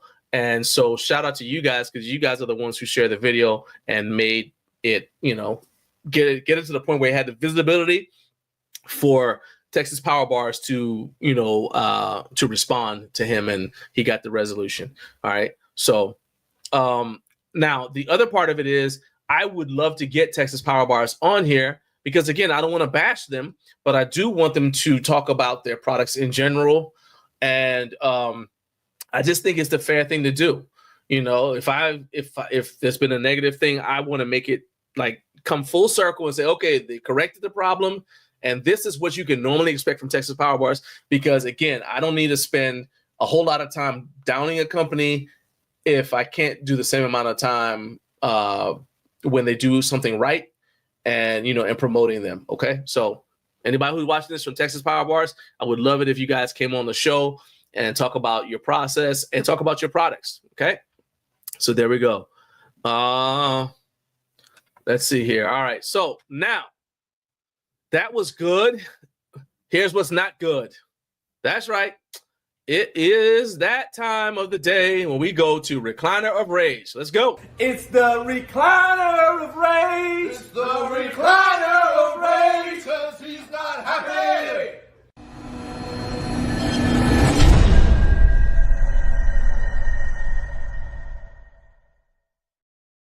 So I am definitely not happy because something has happened that it really makes me mad. And to be honest with you, to a certain extent, I have to blame myself. So I am intellectually honest enough to admit when I am partially at fault for this thing. Okay. So today's Recliner of Rage is dedicated to the Normatec Elite from Hyperice. So normally I love the Hyperice products, but this one was an epic fail. Epic fail. So it's a situation. All right. So I ordered it, and here, let me show you guys what I'm talking about. This is because you may not know what the Normatec Elite is. All right. So the Normatec Elite is compression sleeves for your legs, right? And it's really good. I've got the Normatec Pro, which is just like this, except it's got this gigantic thing in the middle. Okay, so let me show you what I'm talking about. The Normatec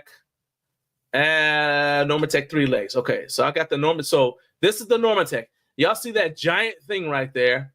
Okay, it looks like you having an alien baby. Okay, it's just really awkward. All right, I don't care how relaxed that dude looks. There ain't nothing about that that's cool. So I said I wanted to.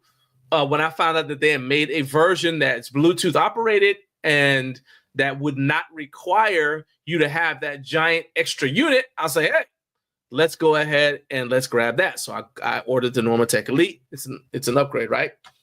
And then I didn't open it immediately. So I ordered it in September. And I didn't open it immediately because I was like, well, maybe I should do an unboxing because I've done some other Normatec videos on the channel in the past, right? So I was going to do an unboxing, but I was like, I mean, really, is this like, I couldn't figure out a way for it to be interesting, right? I was like, So I'm kind of hemming and hawing. I'm on the fence about whether to do an unboxing of the Normatec Elite. So it's just kind of sitting in the box here in my it was actually sitting here in the office. And then I had a squat session. It's pretty brutal. The weight's starting to climb up a little bit on the in terms of my training cycle. And so I was like, you know what? I am feeling a little bit beat up. Let's go ahead and I was gonna use the Normatec, the one with the alien baby, but I say, nah, let's go ahead and this is a good time to try out the Normatec Elite. So I tried out earlier this week, right? So I opened it. I said squat, but it was actually deadlift. It was Saturday after deadlifting. All right. I put it on, and what's supposed to happen is the it inflates, right? And right as I put this thing on and it started to inflate, I hear this ominous ripping sound in the right from the zipper on the right side only, right? So I don't know if you guys can see let me see if I can zoom in a little bit because I want y'all to see. All right, so that should help a little bit. So the zipper on the right leg opened up, right? So the zipper was still shut, but then in the middle part between my instep and the top of my quad, all of that just popped open. So it was like when Bill Bixby used to turn into the Hulk on the old Incredible Hulk TV show, but it's only on one side. I was like, seriously? Seriously? It's all right, no problem. I said, well, maybe I did something wrong because I was wearing long pants that day, right? It's kind of cold, so I had on like some sweats. And I was like, well, maybe it's because it's a standard size, right? And in case you're wondering, so the size options are short, standard, and tall. So I want you to understand that standard size is like the sizes are based upon your height, not on the girth of your legs. Okay. So I got the standard size because that's for people who are from 5'4" to 6'3". I'm not 5'4". I'm taller than that. And I'm not 6'3". I'm shorter than that. So I got the standard size. All right. Now back to what I was saying to you. So it ripped open. I said, well, maybe it's because I'm wearing long pants. So I was like, all right, even though I'm wearing long pants on my left and my right leg, but whatever. So I tried it again with shorts on. And so I fixed the zipper, took it off. I had to deflate it. I had to take it off, deflate it. Then I fixed the zipper. And then I tried again. Okay. So Tuesday morning. So obviously today's Friday. So this past Tuesday, I tried it again. I had shorts on. The exact same thing happened. And again, only on my right side. So what are you telling me? I got mismatched quads? I've been doing Bulgarian split squats, but only on that leg? Is that what you're telling me? I've been doing 1 rep maxes and pistol squats on just that leg. I should go for the stationary lunge world record on that leg only? Is that what you're telling me? Only one side screwed up? And the worst part is, so I can't use it. And the worst part is, because I waited, I said, all right, well, I got this from Amazon. So I go on Amazon because I was just going to return it. Like, hey, man, this ain't working. Send me another one. But the return window closed last month. So now I'm stuck with this worthless device just staring at duct tape singing I Can Only Imagine. So again, I'm mad at myself because I took so long to try it, but I'm mad at them too because how you make something with a bad zipper. So what I've done, just like I said with David, I want to see, what the company does. So I have sent a message to Normatec and I've asked them, I said, hey, I've explained the problem and I'm fine with sending it to them to inspect. But I'm like, look, I haven't had it that long. I got it out the box, put it on, and like literally, I ordered it in September. I realized the return window closed in October, but seriously, this is just November. All right.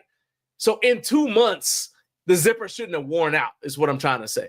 So I'm angry that it happened, and I'm angry that the return window on Amazon is closed. But I'm not mad at the company because I'm going to give them a chance to fix it.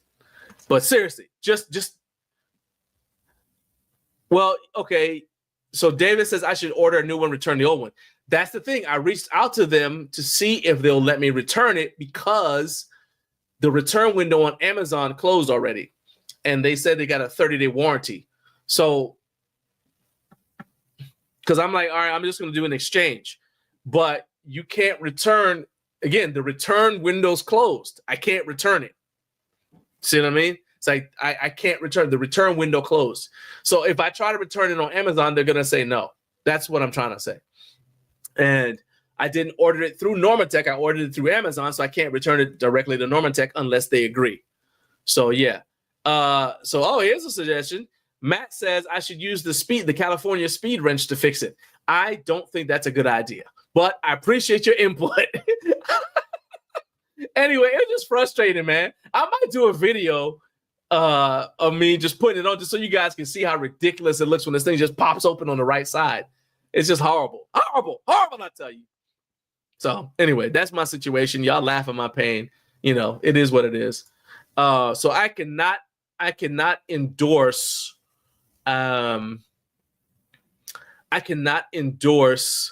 the that particular product yet. Okay, so there you go. All right. However, what I can endorse is Freedom Fitness Equipment because the Recliner of Rage is sponsored by Freedom Fitness Equipment. It's the only place to get Garage Gym Life banners, and there's no need to be in the Recliner of Rage when your home gym is outfitted with what you need to achieve your goals.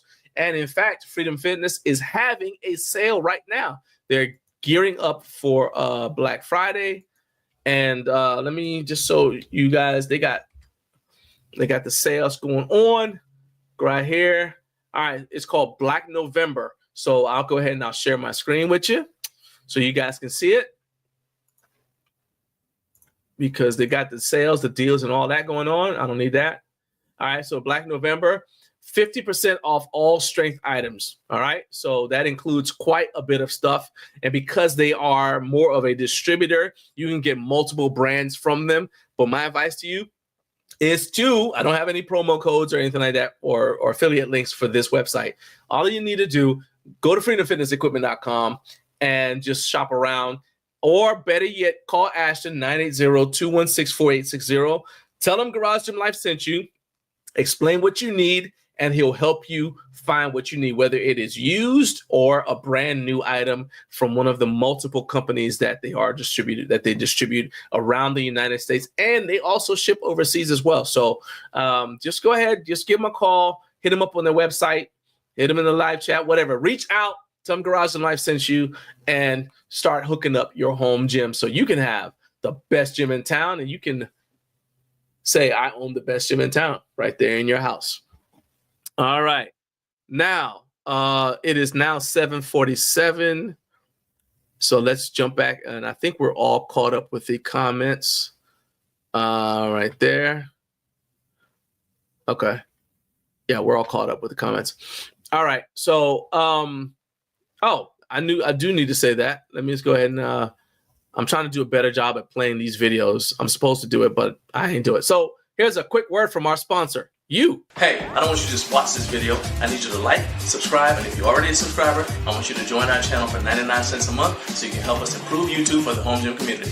Okay, back to the video. There you go. Hit like, hit subscribe. There are 367 of you watching right now. I need every single one of you to hit subscribe. Hit like, hit subscribe. All right, I'm closely monitoring my channel memberships. We are at 39,617. I need to see that number jump up to 39,917, okay, or more. Let's go. Get me up there. Come on. All right, I would love it if we were at 40,000 by the time you finish watching this video. So do your part. Help me out. Hit like, and then hit subscribe, and then share it with somebody else, okay? It costs nothing. We got a question. Oh, so Jay wants to know what's up with the micro gains bag. All right. So if you don't know what Jay is talking about, basically I have a micro gains. Actually, I wonder if I can find that video. I wonder. I may be able to find it. I know this is riveting. This is riveting video watching me search for something. Oh, here it is. All right, there you go. Hey, remember back in the day when people, for some strange reason, used to keep important papers in their Crown Royal bags? You didn't. Come on now. You ain't got to lie, Craig. You ain't got to lie.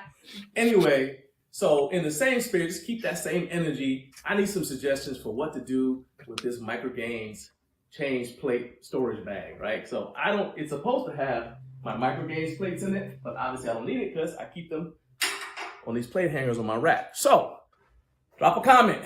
What should I start storing in here? Best wrong answer wins. Go. All right, so that's what he's talking about with the Micro Gains bag. I'll tell you what some of these suggestions have been.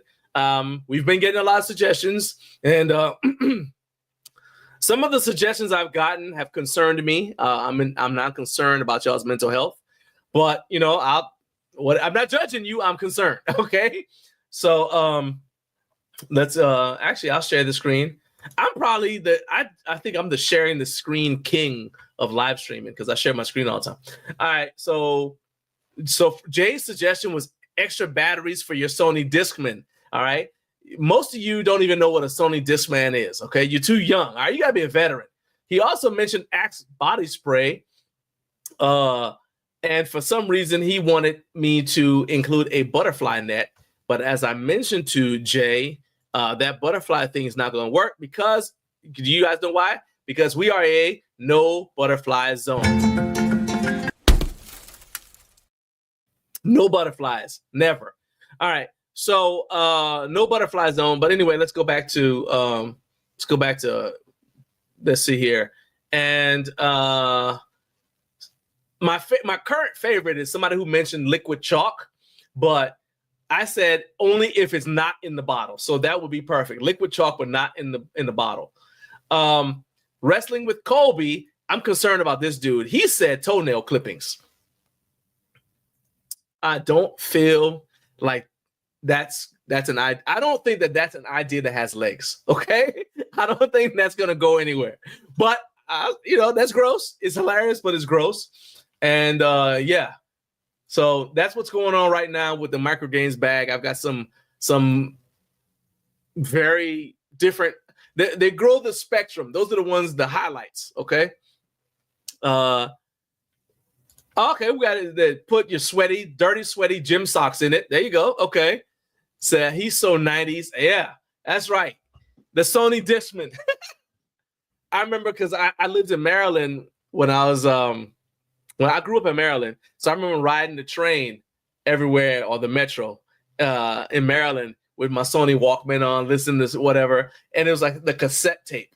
Just listen to I remember Eric B. and Rakim first came on. I'm riding the train, listening to Eric B. and Rakim going to school or going to work or whatever. Yeah, good times.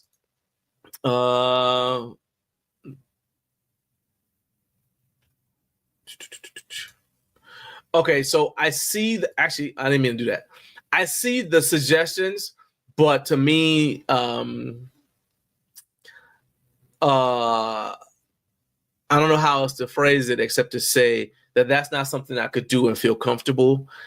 Because when I look at how I need to approach people, and whether it's a brand or a person or individual, it doesn't matter even if they did me wrong, I need to treat them the way that my Savior would.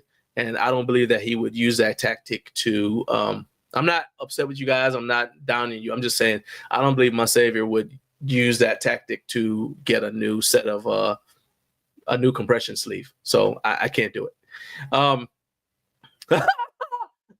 Anti-skip came out. I don't know if I had anti-skip with the Walkman. Because I remember it skipping. I remember Michael probably, remember that, Michael, with the when the tape would bleed and you end up like the cassette, like the ribbon just coming out, you pulling your cassette and you just like looking at the ribbon. And now you're like, well, what am I supposed to do? So of course we're not quitters. My generation's not quitters. So we get a pencil and you try to wind it back up.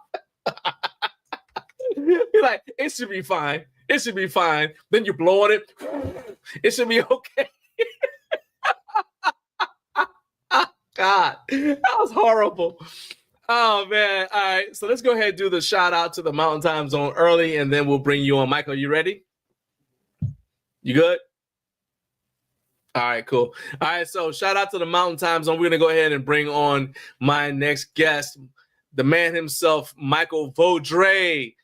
He is an inventor, and you guys are about – I learned something about Michael I did not know when I first interviewed him back at HomeGymCon. And so I think you guys are going to be really inspired by his story. And, yeah, we're about to bring him on right here. So everybody show your love for Michael Vaudreille.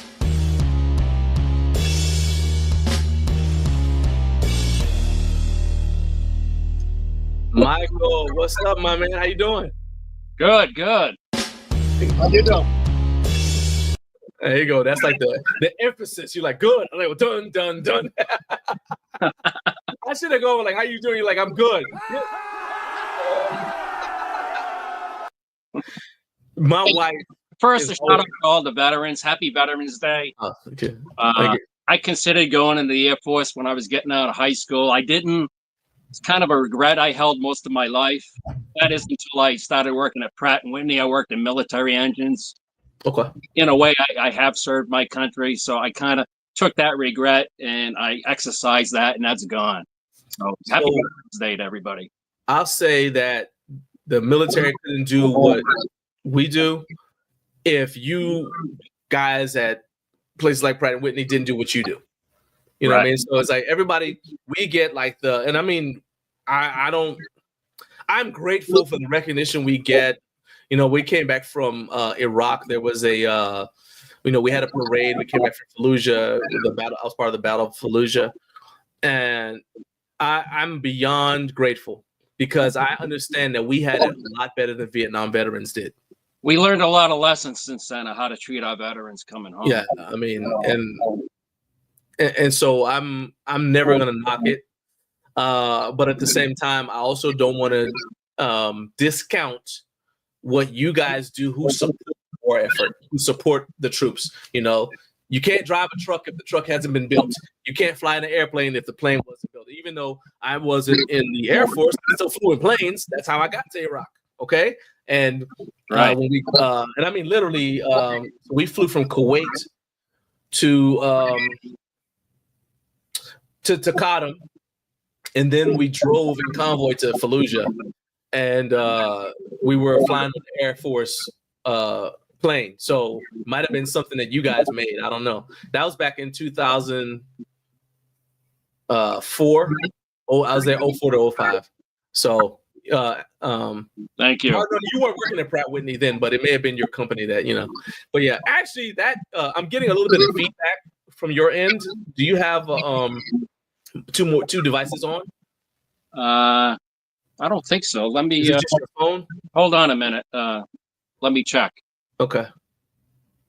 All right. So I'll say that. So let me go ahead. David said, "Hey, I regretted not joining the Air Force as soon as I went and had ate in their chow hall." Yeah, I regretted not joining the Air Force as soon as I ate in the chow hall. My buddy David was just on. He said, "I regret not joining the Air Force too." Like, heck yeah, they had the best food. So we turned off the TV upstairs. Is this any better? Much better. Much better. It's just like when I'm talking, I could hear the echo of me talking. I was like, oh, it's probably because they're hearing that. Yeah, it's hearing what I'm saying, or like it's playing back when you're in what it's saying. So let's go. So your wife, hey Joyce, thank you. Yeah, thank you. And Jay said, thank you all for your service. Hey, I appreciate you, man. All right, so let me go ahead. I sent you a list of questions. Yes. So let's begin by kind of introducing you to everybody. So you have a background as a project engineer, but your story is inspiring in general, man. Because you spent 8 years as a custodian. Yes. Cleaning up at Worcester Polytech Institute before graduating with your engineering degree at age 54. And I want to say, so once again, I read the article and I was like, oh, this is like beyond inspirational, man. So that's the article right there from back then. It was it's on the NBC News website. And that's a young beardless Michael, right, standing in line what I love the most, man, is like you're looking straight ahead. Everybody else, I don't know if you guys can see this, if it's big enough, but I'm gonna zoom in a little bit. All right. Look at everybody else's face, right? Especially the guy right in front of you. They look like they are terrified. Like, I don't know what life is about to do to me. Like, they're scared, but you look just determined, right? Yeah. And I think it has to do with how you got to where all of you are at that point. So talk about how you got to that moment in that picture. Go ahead and talk about your journey a little bit. Yeah, so I was a plastering contractor for most of my adult life. That's a pretty physical trade. It really beat my body down. Back in 2007, I sat home in May for 2 weeks. I never done that before. I was not answering phone calls because it was too much work in May. And I knew that was a bad omen. And by the end of the year, I was out of business. I was able to get the job at WPI. My cousin had worked there, but it was just a temp job. We shortly went into foreclosure, lost our house. We went bankrupt. We lost our personal vehicle. So I was walking back and forth to work. And in the middle of it all, my mom passed away. So I was really completely gutted. And it's, I guess the metal was ready then to be remade. Yeah. So I mean, go ahead. Yeah. So I just want to say, they offer classes to people, employees at WPI to work full time. I finally was able to get full time status. I started taking classes as a way to kind of occupy my time and not do, things that would be negative towards my future, like, go out drinking, to my troubles away or what have you. I sat in class with people who were, 18 to 22-year-olds. And each class I got through, my self-esteem went up. And a couple of years into it, I thought, wow, I'm doing pretty good. I can probably get enough credits to graduate. So once I turned the corner and kind of transformed myself into, I was all in now, pursuing the degree and working. And it was really kind of all adrenaline. It was just go to work, study. And I did that for 8 years. And Joyce kind of held up the home life with my kids and everything. And 8 years later, I walked the stage. It was a great feeling, but I got to tell you, I was pretty nervous being 54, a new graduate looking for a job. We know ageism exists, but I kind of shared that with Joyce leading up to graduation, and she took it upon herself to call up the school and the PR department and say, "Hey, my husband's been working there for 8 years as a custodian. He's going to be graduating, this Saturday. Think it'd be a good story."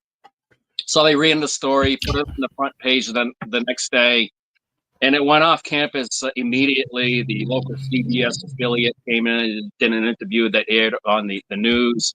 NBC News, Nightly News came in, did a spot, Boston Globe.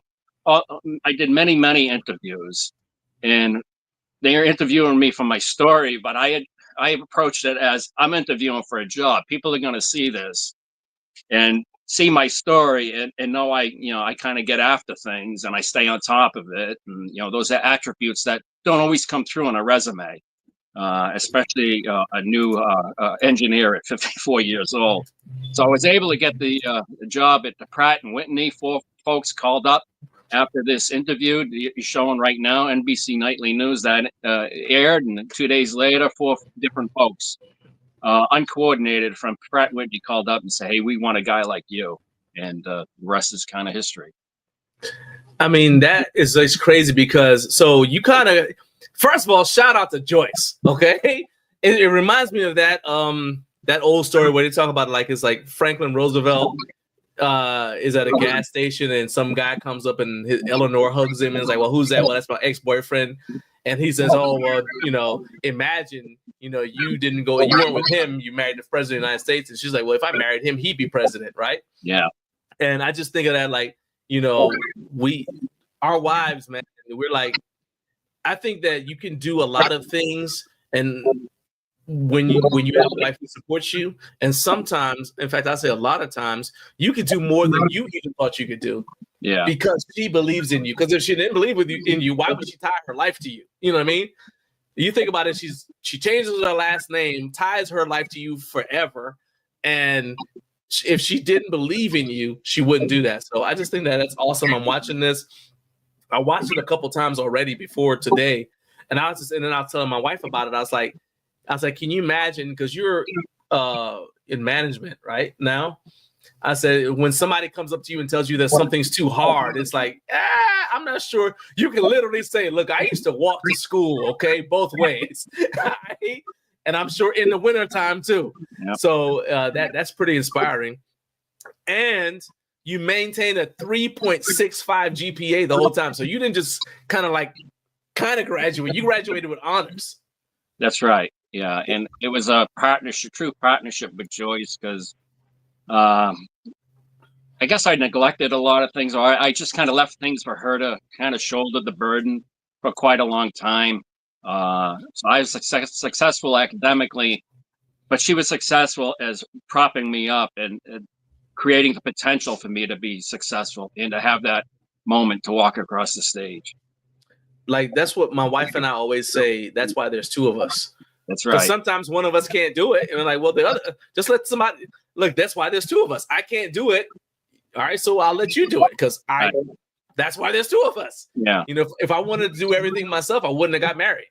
It's just, exactly. You know. Me too. That's why it's a partnership. So you, as I said, you work at Pratt Whitney now, but you're obviously not afraid of challenges. That includes heading to HomeGymCon. Yeah. Nobody knows you. Nobody's ever heard of you. You reach out to me on LinkedIn and say, hey, I want, to talk to you about my product. And I say, yeah, sure, we could do it. Because from my standpoint, and actually, let's just do a kind of a sidebar. All right.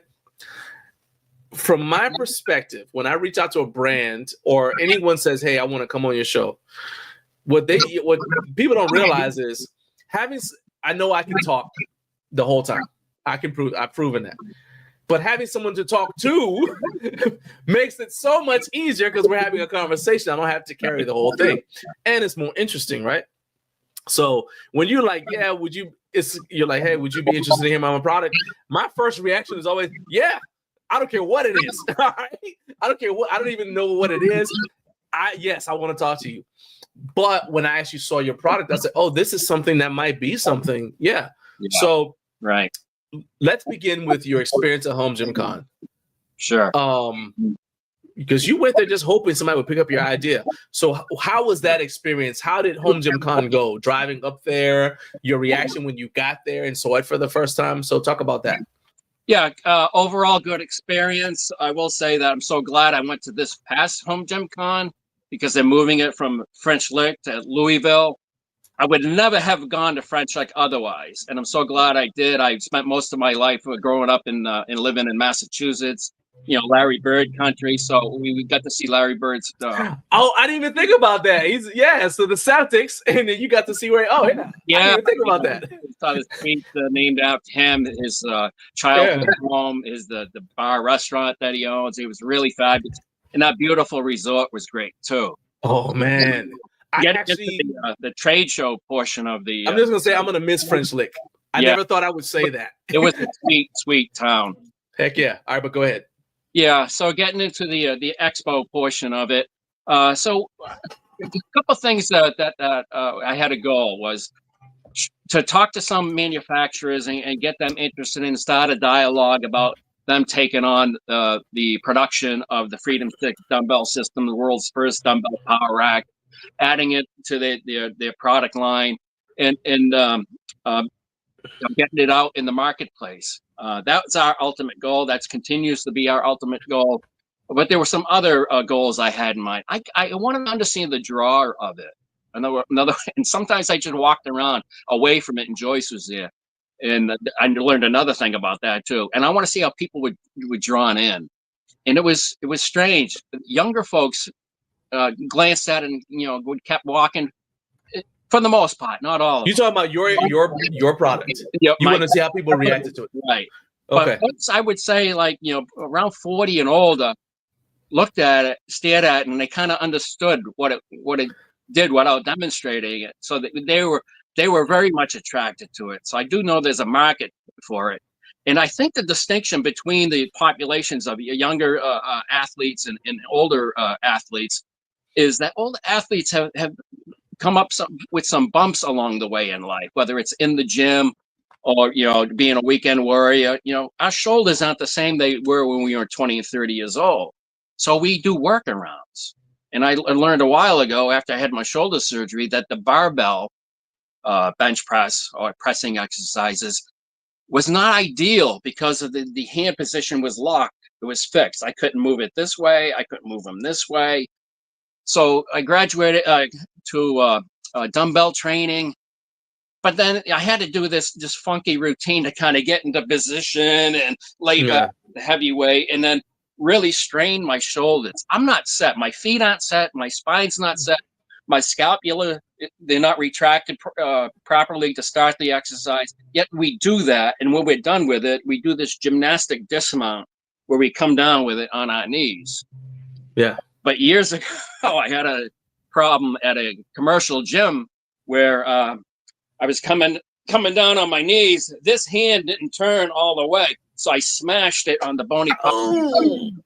So I kind of graduated away from dumbbell training. And, I wanted to figure out a way to do it where it was safer. I could set it up quick. I didn't have to drop the weight. Dumbbells are expensive. You see people dropping dumbbells, on videos and on YouTube. Most of those dumbbells they don't own. So they feel. I was about to say, they don't own, that's not their house. So a gym owner, a commercial gym owner, hello, stop the drop. It's you preserve the integrity of your dumbbells. They last longer, and you reduce the liability. I had to jump out of the way once at a commercial gym because somebody dropped the heavy weights, and it was a rubber floor with rubber a dumbbell, and it just bounced and knee high, and I had to jump out of the way to avoid getting injured as a bystander. Yeah. So this is safe for bystanders. I can use this alone. It provides 100% solution to the spotter problem. There's spotters out there that might provide a nice lift off, but there's nothing at the bottom end. A lot of people don't know how to spot dumbbells anyway. That's right. They don't know. They'll spot at the elbow. Well, what happens if you collapse in? And my hand's out here. That doesn't stop it. So most people don't know how to spot a dumbbell. So yeah. That's right. Yeah, they could push their arms in. Exactly. So. Yeah. I wanted to train and challenge myself with heavy dumbbells, so I created this. So I can do it, and I work out alone. I don't have the training partners to kind of lift them up or help out. So I just kind of grab my heavy dumbbell, I throw them on a lift off, and I get my my clamps in place, and I go, and I'm able to maximize the exercise. I don't have to think about that awkward movement to get in position because I get in position exactly like I do with a barbell bench press. I get my feet set, arch my back, retract my scapula, then I lift off when I'm in that strong position. That strong position opens up your shoulders and protects your shoulders. You rotate a cup, your bicep tendon. So it does all of that. And we just got to get out, stop this nonsense of dropping dumbbells because it's dangerous, not just to yourself, but to bystanders as well. So this is 100% solution, nice lift off, and you can finish at the bottom. You can get a nice negative or do some partials and finish at the bottom. Just let them come to rest and maximize the stress that you get out of that exercise. And that's that stress that you want to maximize that stimulates the atrophy that we're all looking for to develop the strength and the power. So, Jay, I see your question where you say you want a demo. I'm going to pull up the video, okay, so you can see the demo when Mike is demonstrating it. But also, are you familiar with Mad Spotters, Michael? Yeah. So okay, so I want you to, because that's something I was going to ask you. I thought it might come up anyway. Talk about your product versus the Mad Spotters. I've already said my opinion of Mad Spotters and that sort of thing, but I want to hear from you. Like, well, why didn't you just use Mad Spotters? So go ahead and talk about that, and I'll find the video demonstration of the of your product. Go ahead. So Spotter, so it provides a good start, right? The dumbbells are overhead, and you can grab them. And you lift it off the bar, and you can go.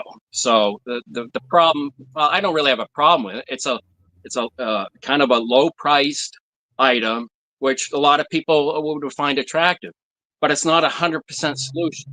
So what if you're using really heavy dumbbells and you can't bring them back to the top and you got to drop them? Your mat spotter has material that's wrapped around the dumbbell handle. So depending how you drop it, you could bend your mat spotter. My invention doesn't have anything. It's just your hand around the dumbbell, nothing else. So that's one piece of it. The mat spotter has that little curl at the top of the mat spotter to accept the barbell, but it's not like big enough for that. So there's at the end of the exercise to really kind of dial in and target a finite target like that could be problematic, and you could find you dropping it on your face or what have you. So those three things are what I find objectionable. And when I was developing the specs for this, those are three things I explicitly targeted from the beginning. That it had to stop the drop. Nothing could interfere with the user and the dumbbell handle. That was another big one. And there's got to be margin for error, so this solves all of it. It's a good lift off, provides a safe finish. It's the 100% solution. All right, so I have got the video pulled up on YouTube. So I'm gonna go ahead and share the screen so you guys can see it. I've got the sound turned off just so there's not any feedback, but you guys can see it here. And if you want to watch the entire video, I'll put the link to the entire video in the live chat and also in the video description. So this is it right here. So that's that handsome dude with all the belly showing is me, and that's Michael. And so you guys can see, the screen's paused a little bit, so you guys can see what your start position looks like. And let's go ahead and you can go ahead and talk through it, Michael, as we go, because there's not going to be any sound. So, all right, so you guys see, I unrack right there. Yep. So, like most new things, you're trying something new. There's a span of time that you have to invest to get acclimated to it, understand how it moves with you, and get it to move with you, and not you move with it. So this allows that too. So you like to grab the bar and turn your wrist so you're, the weight's right above your wrist. Yeah. Your ulnar forearm. Yeah. I kind of do the same. It didn't dawn on me, but I do the same thing. But I roll my hands without securely grabbing the dumbbells, and then I'm good to go. I got. That's what was happening. I grabbed it and then rolled. Yeah. So ideally, you would modify your setup here. So when you crank your reps up and down, the tether will stay over the swing arms to catch. Yeah, so that's right there. That's what we're talking about right there. That how I unracked the bar compared to how you did it. So let's look at how you did it again compared to me. So that's you correcting me, and then this is you doing it correctly. See how your hands don't move at all. Yep. So Jay, there's your demonstration, and I said you guys can check out the full video on here on my YouTube channel. I don't have the raw video anymore because I mean that was pretty much just taking up, that's a lot of space that it occupied on my hard drive. But you guys can go to, in fact, what I'll do is I'll make a YouTube short about it, so that'll also be available, so people can see it. But that's your demo right there. Now, Odin said spot grips are also an option, but they're quite expensive. So, are you familiar with spot grips? I am. Yeah. So talk about that a little bit. Material that you suspend the mechanism. Yep. It's kind of a latch that you get your dumbbells on, and it has this actuation lever that you gotta let go of for the seatbelt clutch to engage or whatever. It's interesting, but how do you load it up when it's just like swinging in your power rack? I haven't really seen how you kind of do that. Like on mine here, I'll just actually just go ahead and do a demo. Yeah, and I'll take the weight. I'll just throw it up here. It's solid. I don't have to be precise with grabbing both ends to try to get it to get properly engaged on the latch. We got our swing arms in place. We'll engage our clamp. And you guys see how fast it is, how he's setting this up. Now, I'm only going to do a few reps because I'm still rehabbing my shoulders from the summer, and we can talk more about that in a minute. Oh, yeah. Let me go ahead and take this comment up. I'm going to bring it down to let it rest, to maximize my effort. All right. So I'm in here, getting my feet situated, arching my back, retracting my scapula. Okay, I'm locked in. Go.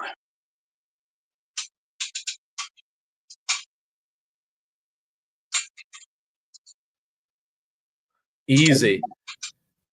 And then what happens if you miss the rep? Then I just let it come to rest. Then the pop pin on my swing arm. Let's engage. Move this over.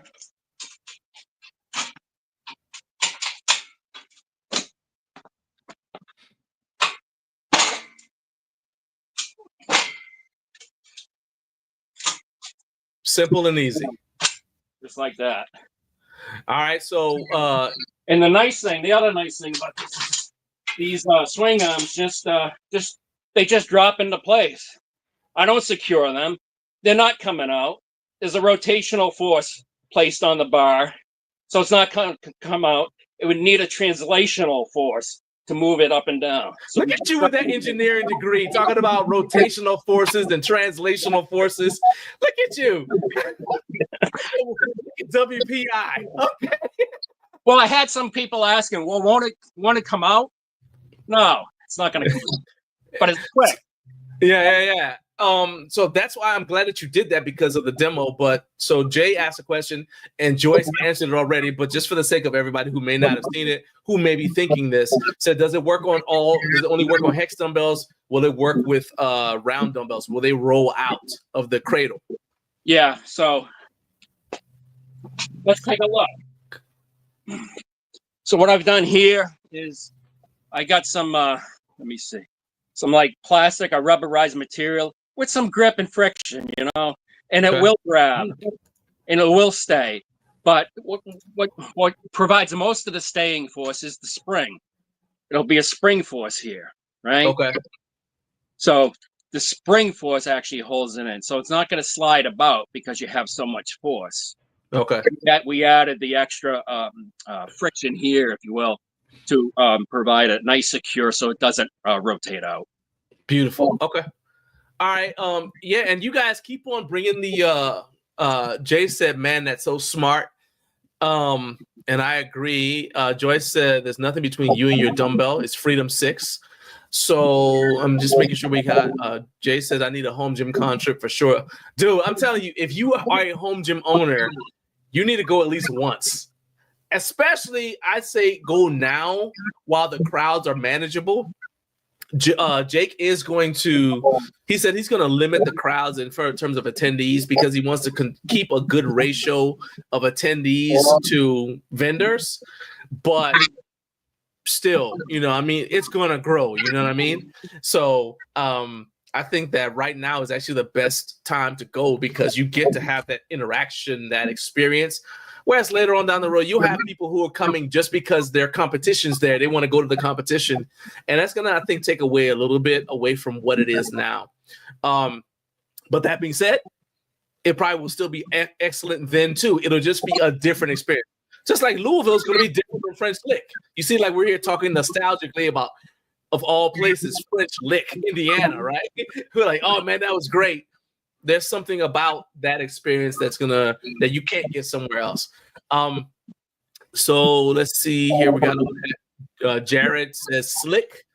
All right, now let's go back to the experience, and because those are like you're getting some good feedback here, right? But you've also gotten like my man, I forgot his name, but from Design Build Lift. The YouTube channel Design Build Lift also got an Instagram, and he said it's a very cool concept.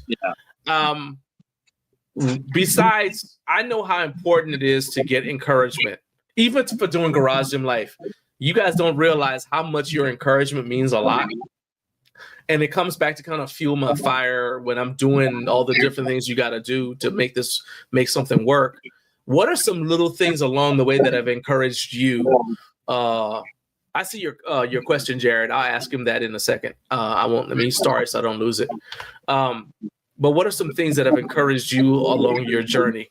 Because you still don't have a deal with a brand, right? That's correct. I don't. Okay. All right, so we'll talk about some of the things that have encouraged you to, like, what stops you from quitting? Because I know it's a product that will get a footing in the marketplace. I mean, you look at the Barbell Power Rack, who came into the marketplace back in the 60s, and look at the trajectory of that. Every commercial gym you go in has multiple power racks, right? I think in the future they'll have dumbbell power racks as well. As far as the home gym community, you can kind of see it all sets up inside the footprint of your power rack already. So whether it's a 2x2, 3x3, it can be adapted to that. As far as we're talking to like a potential manufacturer, we can adapt these to different power racks. We can make the lift off and the Freedom Beam up top expandable, right? Because the power racks have different widths. So I plan this in mind to provide. It can be expandable. It can provide the best adaptation to what's already out there as far as commercial dumbbells and commercial power racks. So see this as a add-on to your power rack as well as a dedicated dumbbell power rack. Commercial. So I'm actually astonished that somewhere like Planet Fitness hasn't wanted to jump on this. Because you know what I mean? Because Planet Fitness specifically has an ecosystem. Yeah, they have an ecosystem that is geared around making sure nobody gets hurt. Yeah. And I would think like they don't allow a normal squat rack, but they have a Smith machine, right?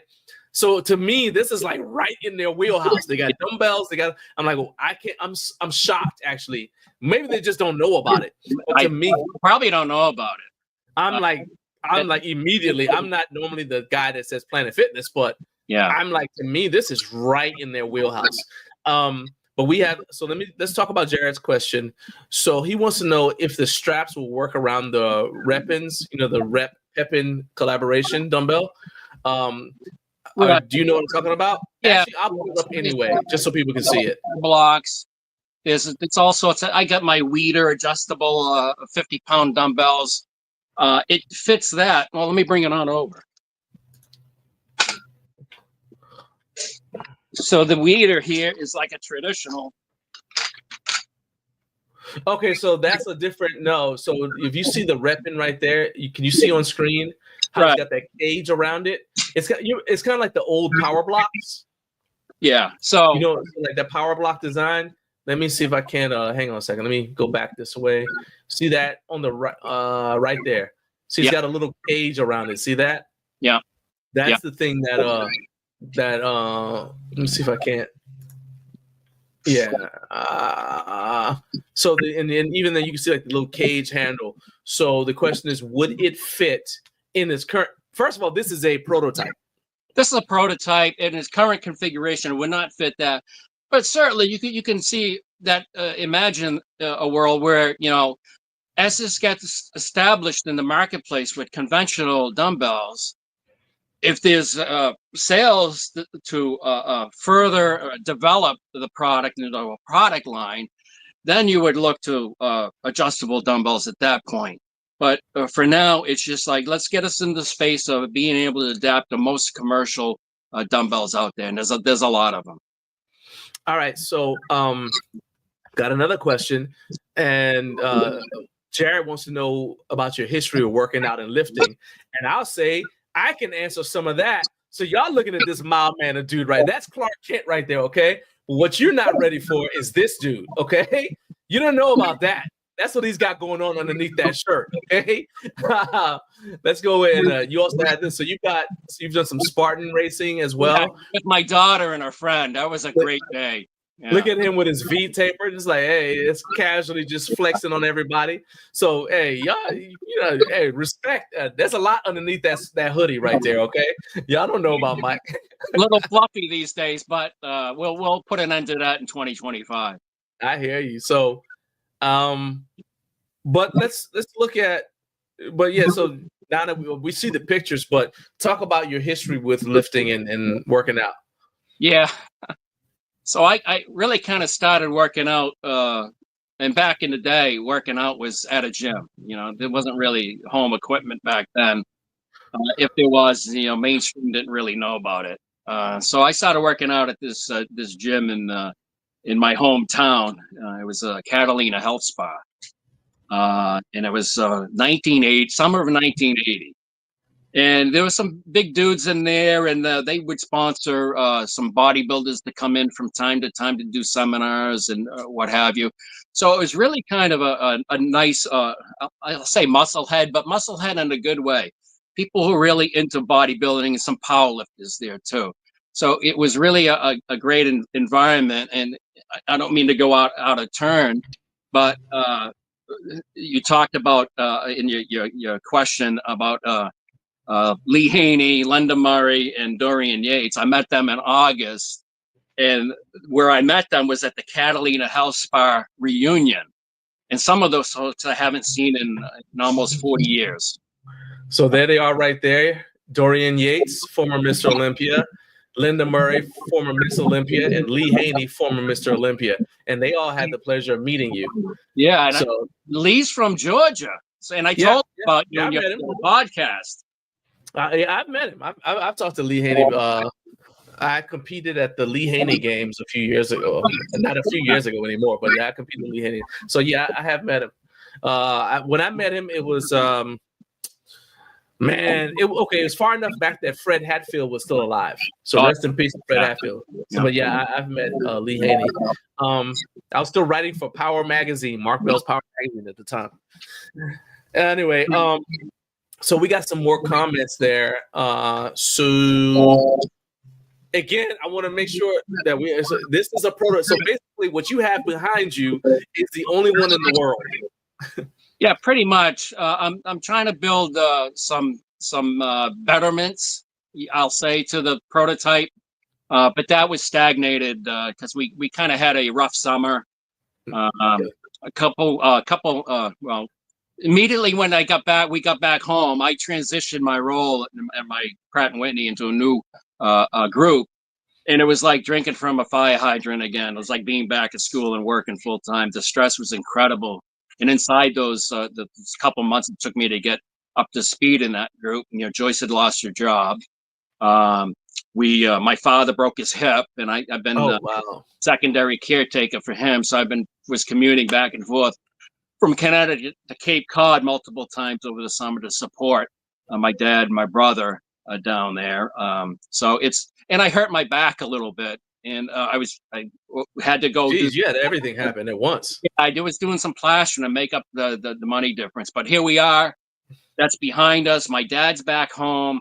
So that's awesome. Our bills are paid. My back is rehabbed. I just got to get my shoulders back in a straight because that hurt a little bit. So I gotta do the external rotation and build up the antagonist muscles and get rid of that rounded over that I have. So a lot of rehab on my part to get me to lifting heavy again.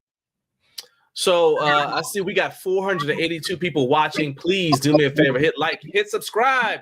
We're gonna make this thing grow. That's enough people to get us past 40,000 subscribers. So I need everybody who's watching right now. Subscribing is free. Hit subscribe. Help me out. Now, so let's go to the comment. So I mentioned that the fact that this is a prototype because of this comment, right? But I think it's a valid comment by Carp. He said, I could see at least the back crossbar and some type of attachment that somebody picks up but as far as the whole power rack, I don't know, but I can see it being an attachment with the handles.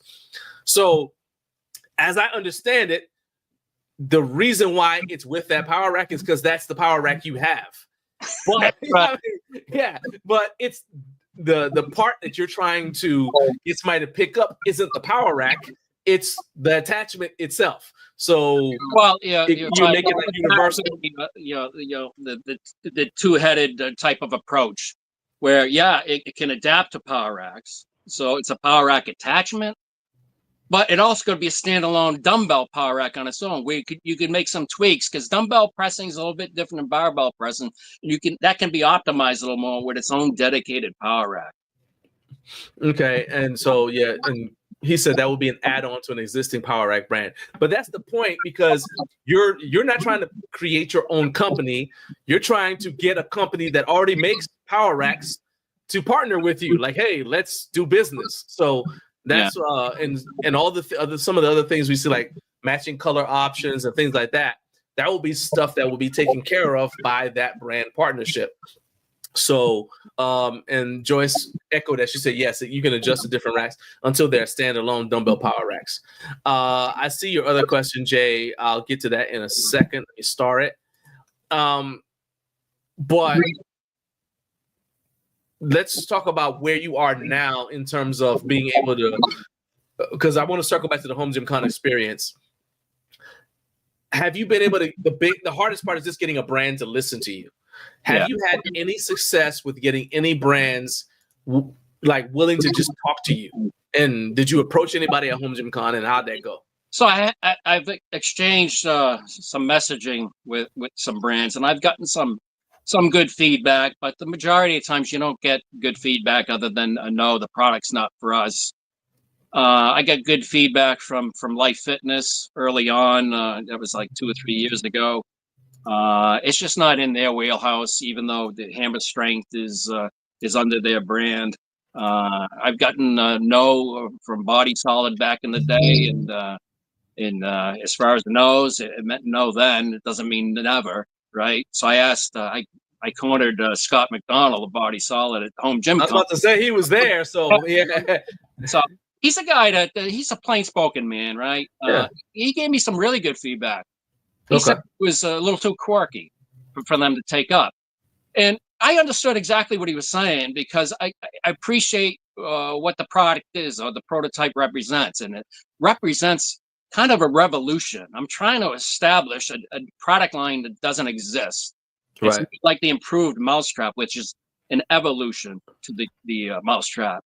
This is a revolution. It's trying to establish a new product line. So the risk goes up for manufacturers. And I understand that. So I'm thinking about putting out some video demonstrating it, incline, decline, floor press. I can do dips off here. Seated shoulder presses, although I shouldn't do it because of my shoulder, but I can do some demonstrations.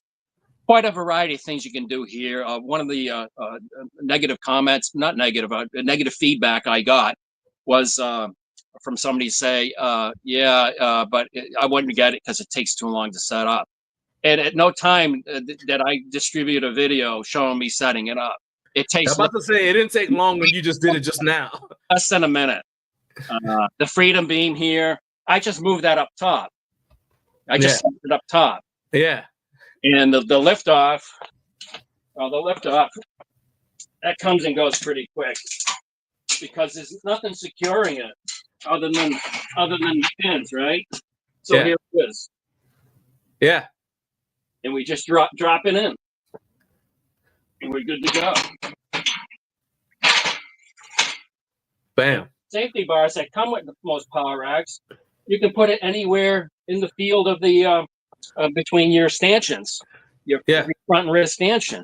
So it has adaptability to move anywhere. If you got a training partner, you could lift off the dumbbells right over your chest. Your partner can slide the lift off back. When you're done, he can slide it in. It's really a great product, and I would recommend, or if I was gonna start manufacturing, would lead with the lift off, because it'll be a kind of a low cost entry into the whole system.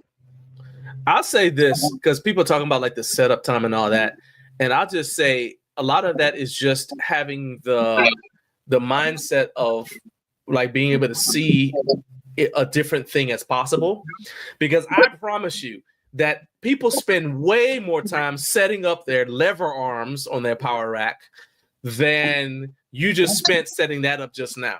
Yeah. Also, think about if you're anybody who, I was talking about the Smith machine attachment that just came out. You know, Fringe Sport has one, Bells of Steel has one.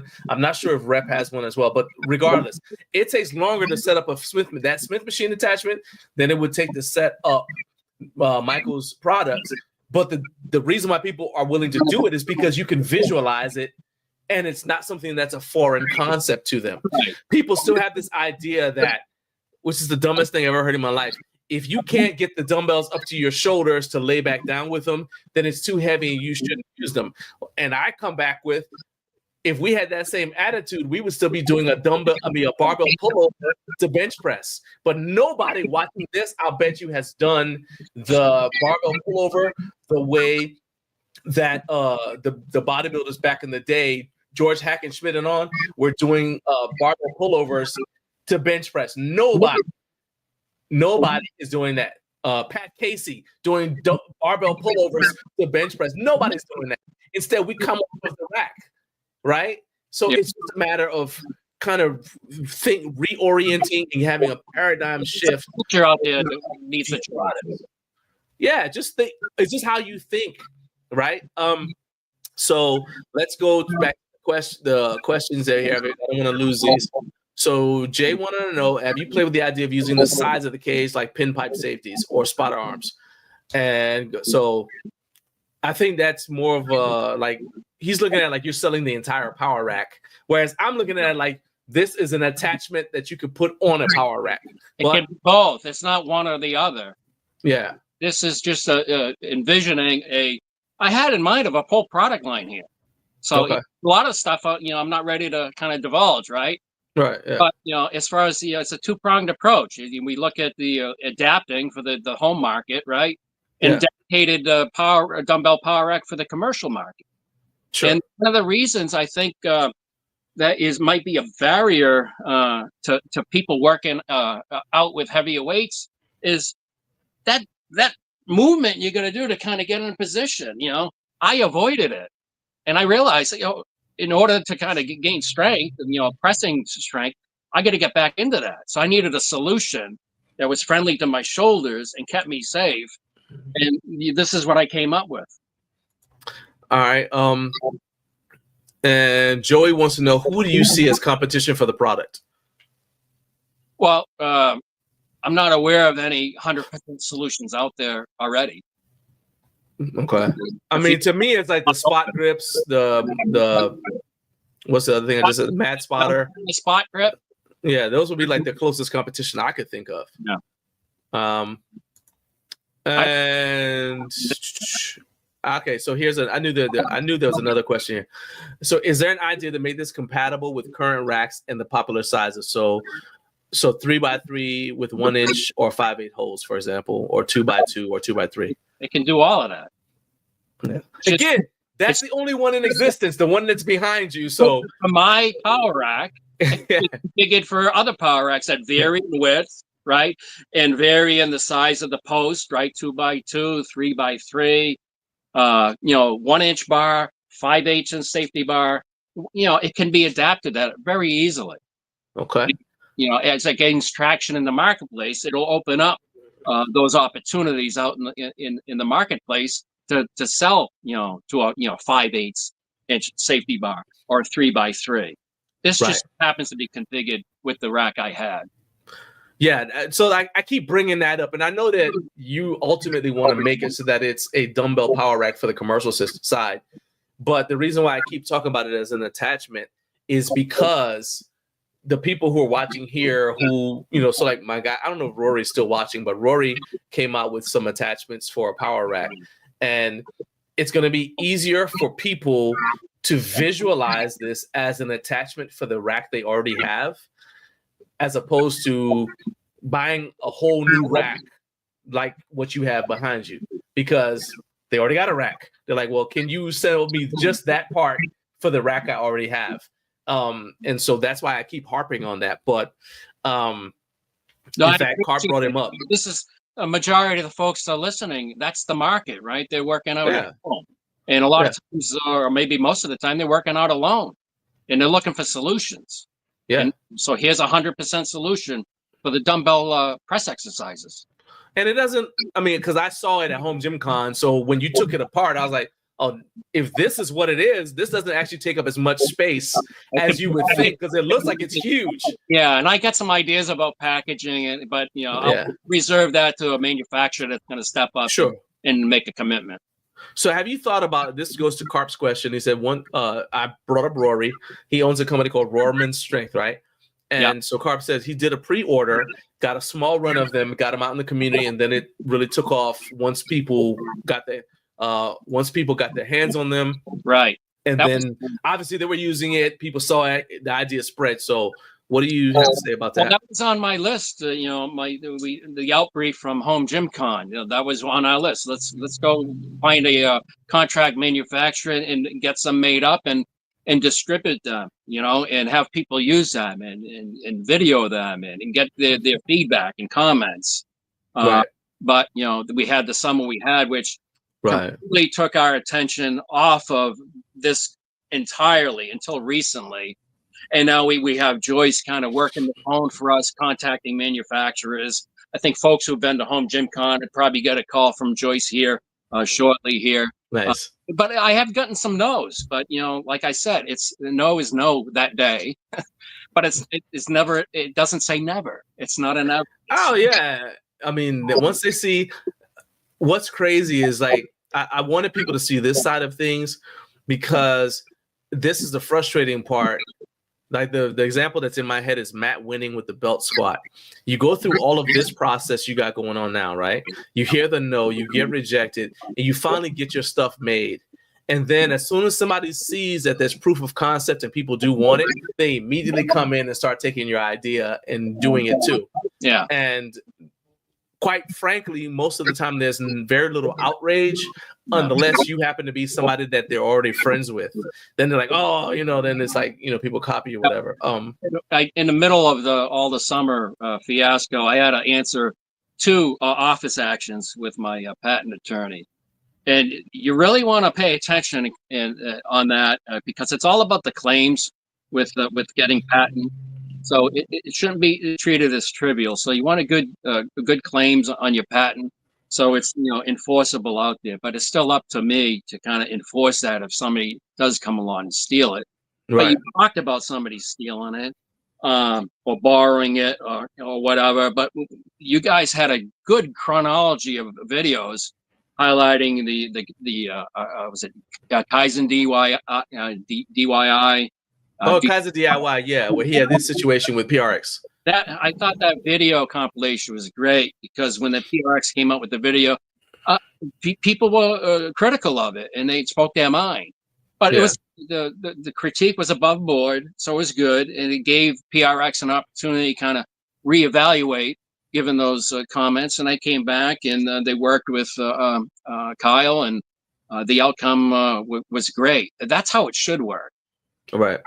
So I'll say, to be fair, I didn't do most of that. That was Jake, right, with Garage Gym Radio / Garage Gym Experiment.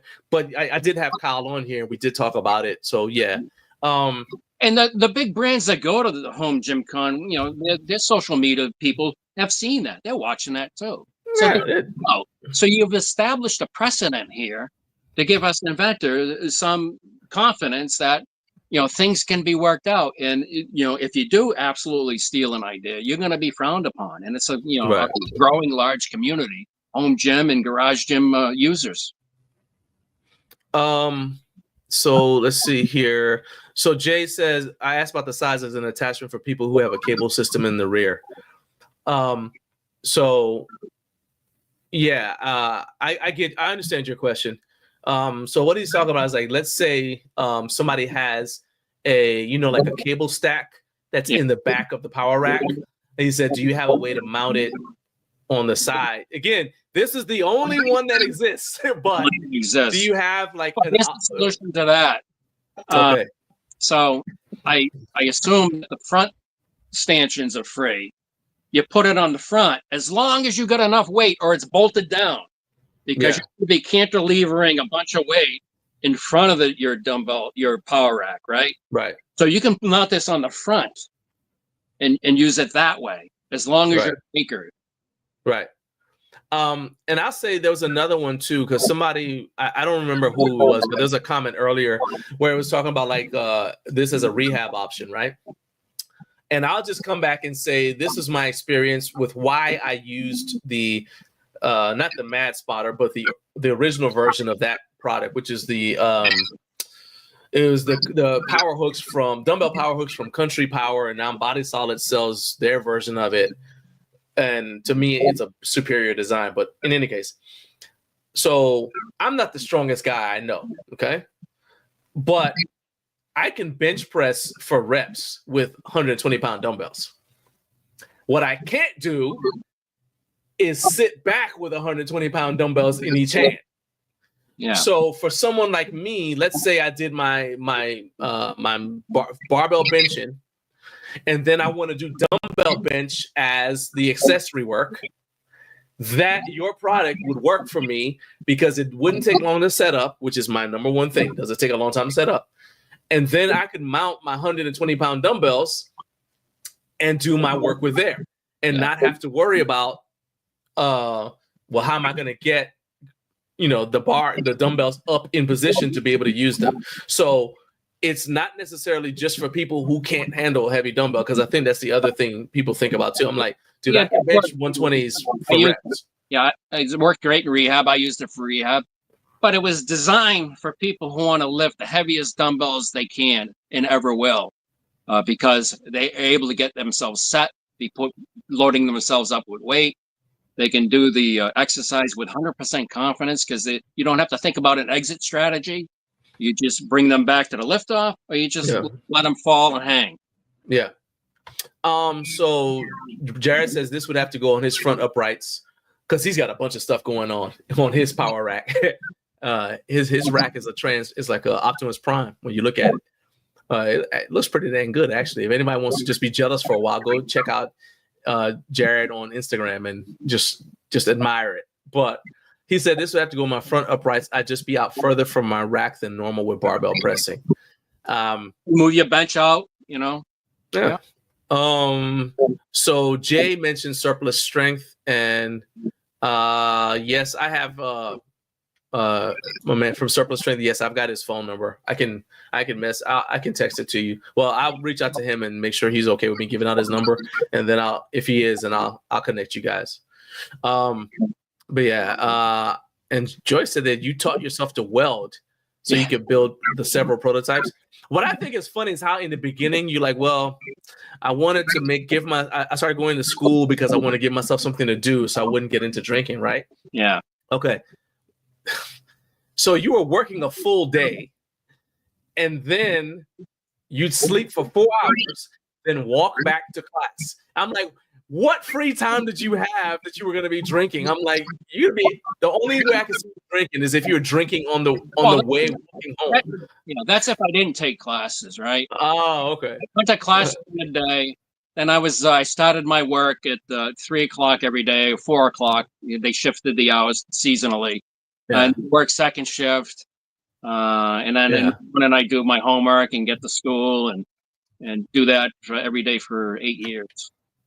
So let me see here. So I'm gonna send I'm texting Jason. I started the text, but I'm gonna send it to him and make sure Jason Campbell with Surplus Strength. I'm gonna text him and just make sure that he's cool. I'm old school, so I don't give out people's numbers unless they're cool with it. I appreciate that. What I can do is, worst case scenario, I can give you his email because his email is just on the website. But yeah, I'll reach out to him and let him know. And then Carp, that doesn't stop you guys if you want to also. Yeah. And then Carp, if you want to reach out to Jason as well, that's fine too. But yeah, I'm happy to connect you guys, man. So let's see here. Let's go. Last couple questions from me. So I told you I'm extremely competitive. Yeah. To the point where I actually have to be careful what I get myself into, because like I could damage relationships because I'm that competitive. If it gets to the point where I'm like, because it's not, like nothing. If I decide I want to win at something, it's not a game to me. I want to win, right? Well, that's not necessarily healthy. So that means though that when I get like negative comments on social media, a lot of time that doesn't do anything but as the kids say, it puts a battery in my back and amps me up, right? Yeah. So you are a pretty determined guy. Right. What's the most negative response you've gotten that actually just made you want to push harder? So when I was working at WPI and going to school there, not everybody was a fan of me doing that. So I received some negative comments from folks. Oh, you think you're smarter than us, or what do you think? You're going to graduate someday? Pipe dream. Any comments like that, or nasty looks that I got, and they were the minority. That was just like gasoline sprinkled on my fire. Each and every time I was, because I knew I was on a trajectory away from that environment where such negativity like that existed. So I knew I wanted to make a lot more money than I was making. That was a big driver, right? And I wanted to do something with my life. And custodian's a fine job, but it was never on my radar to kind of work like 9 to 5 and that's it. I want to be creative in my life, and I want to do things that kind of foster that. So I got a job now that really kind of fosters my creativity, although I'm very, very busy. So I just take negatives and I just treat it as gasoline on my fire, because I know I'm going somewhere, and I feel good about it. And that's a lot I can. Most people can't say that, I think, because you can see they just go plodding through life day after day, and you can just see it in their eyes. Man, like I said, man, this right here. Yeah, it's like that's inside. That was you walking the stage too. That's right. To get your diploma. You got that. It's like, I mean, that's Spike, like, they say like winners win. Yeah. So I tell people, so sometimes people talk about, like this thing or that thing. I'm like, dude, if you are inherently a winner, you don't look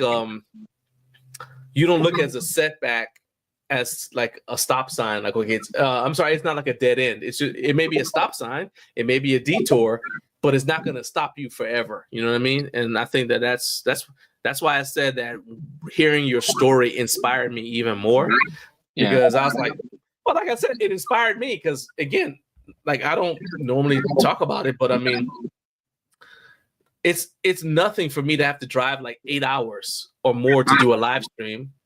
And live streams are the other part of what I do with Garage Gym Life. It's nothing for me to have to do 8 hours, to drive 8 hours by myself to do a live stream all day, 10 hours, get in the car and drive home 8 more hours.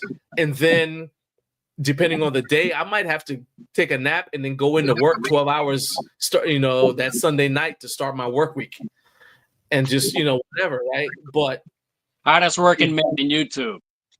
I don't know about that, but I know it's like when I see comments, I'm like, you don't even know what I've done already or what I'm built out of. You know what I mean? Yeah. So it just fuels me. I'm like, you're unprepared to try to make me stop.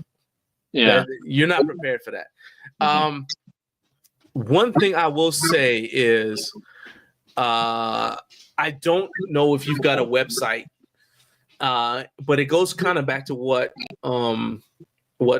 Carp said about creating some prototypes. Do you have a Kickstarter or anything like that, like people can go to if they want to find out more about the Freedom 6 dumbbell system or whatever? Like, where do people go if they want to know more or if they want to support you?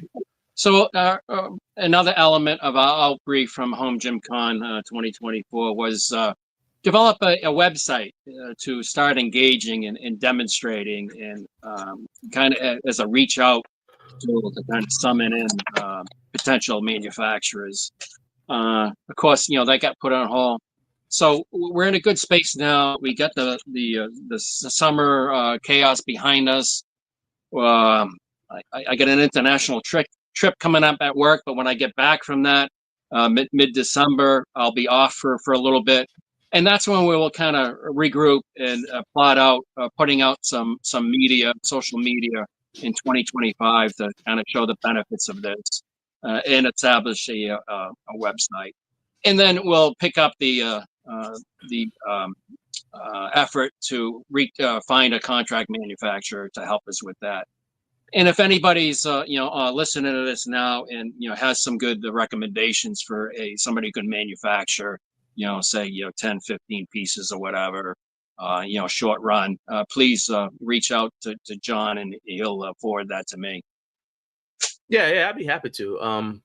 I mean, I have like the names of people in my head. It's just like I don't know if either, like, it's one of those things where like I know they can do it, but it's a matter of like, okay, well, is this something that they could do? Like even I don't have their contact info, but Vendetta Strength might be a good idea, a good company. FNF Steel might be another one. They're in Texas. Yeah, they're in Texas. So yeah, man, we can do.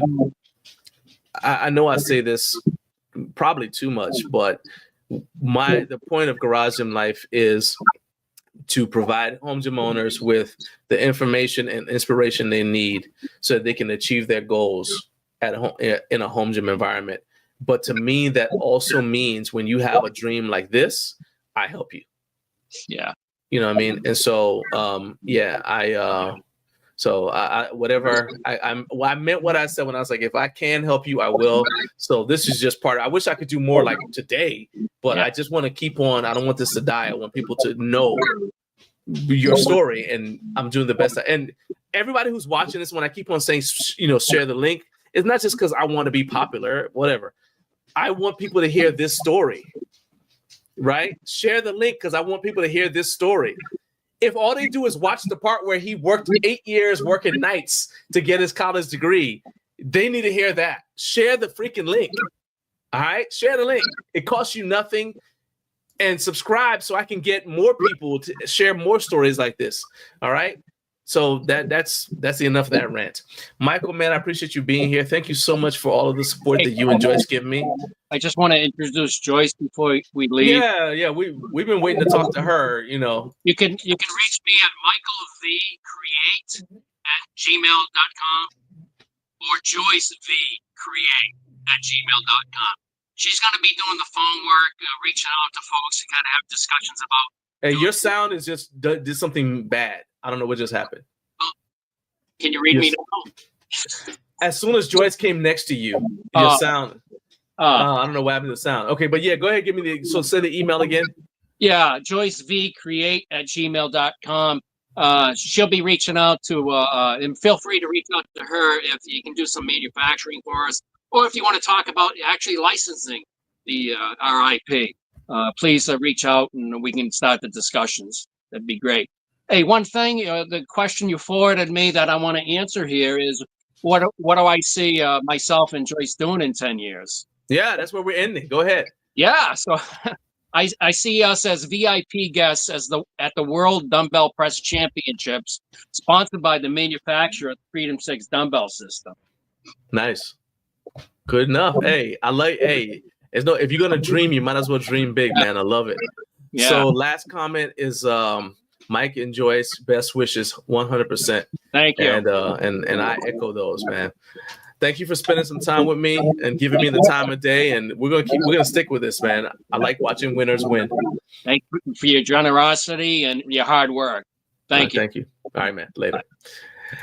All right, so that was my man Michael Vaudreille. Everybody else is scared to say his name, but I'm not, because I basically asked him how to pronounce it. And how to pronounce it and how to spell it. But yeah, please share this link. Let people know about him. He's got a patent, so you don't have to worry about him losing his idea. But I do want to get the word out so that we can get this product made and in the hands of people who could use it, because that's the other side of it too. There are people who could use this idea, who could benefit from this idea if it becomes a reality. And right now, they don't have a solution. He's got the solution. We just need to figure out a way to get it in their hands. It's a win-win for everybody. Let's talk about what's coming up next. Oh, well, actually, let's not.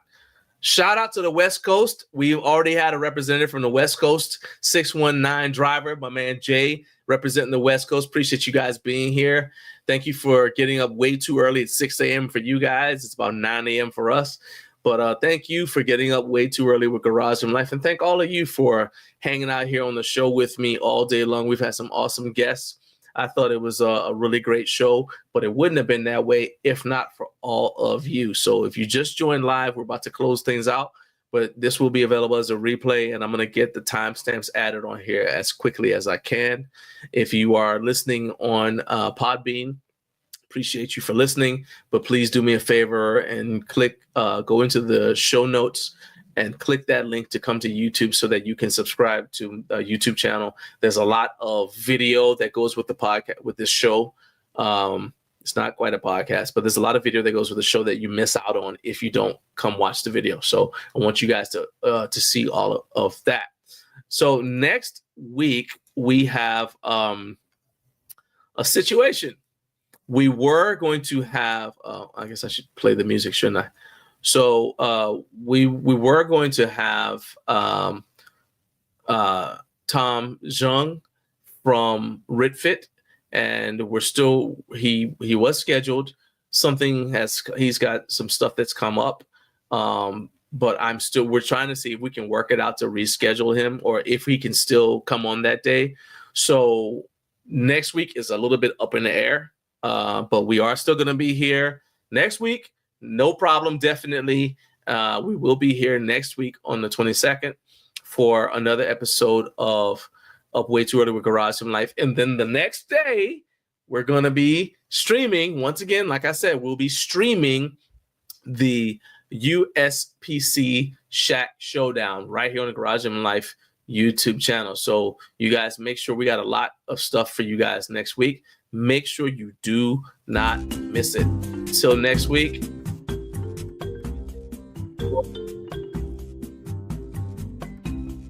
All your support, and you guys have an excellent weekend.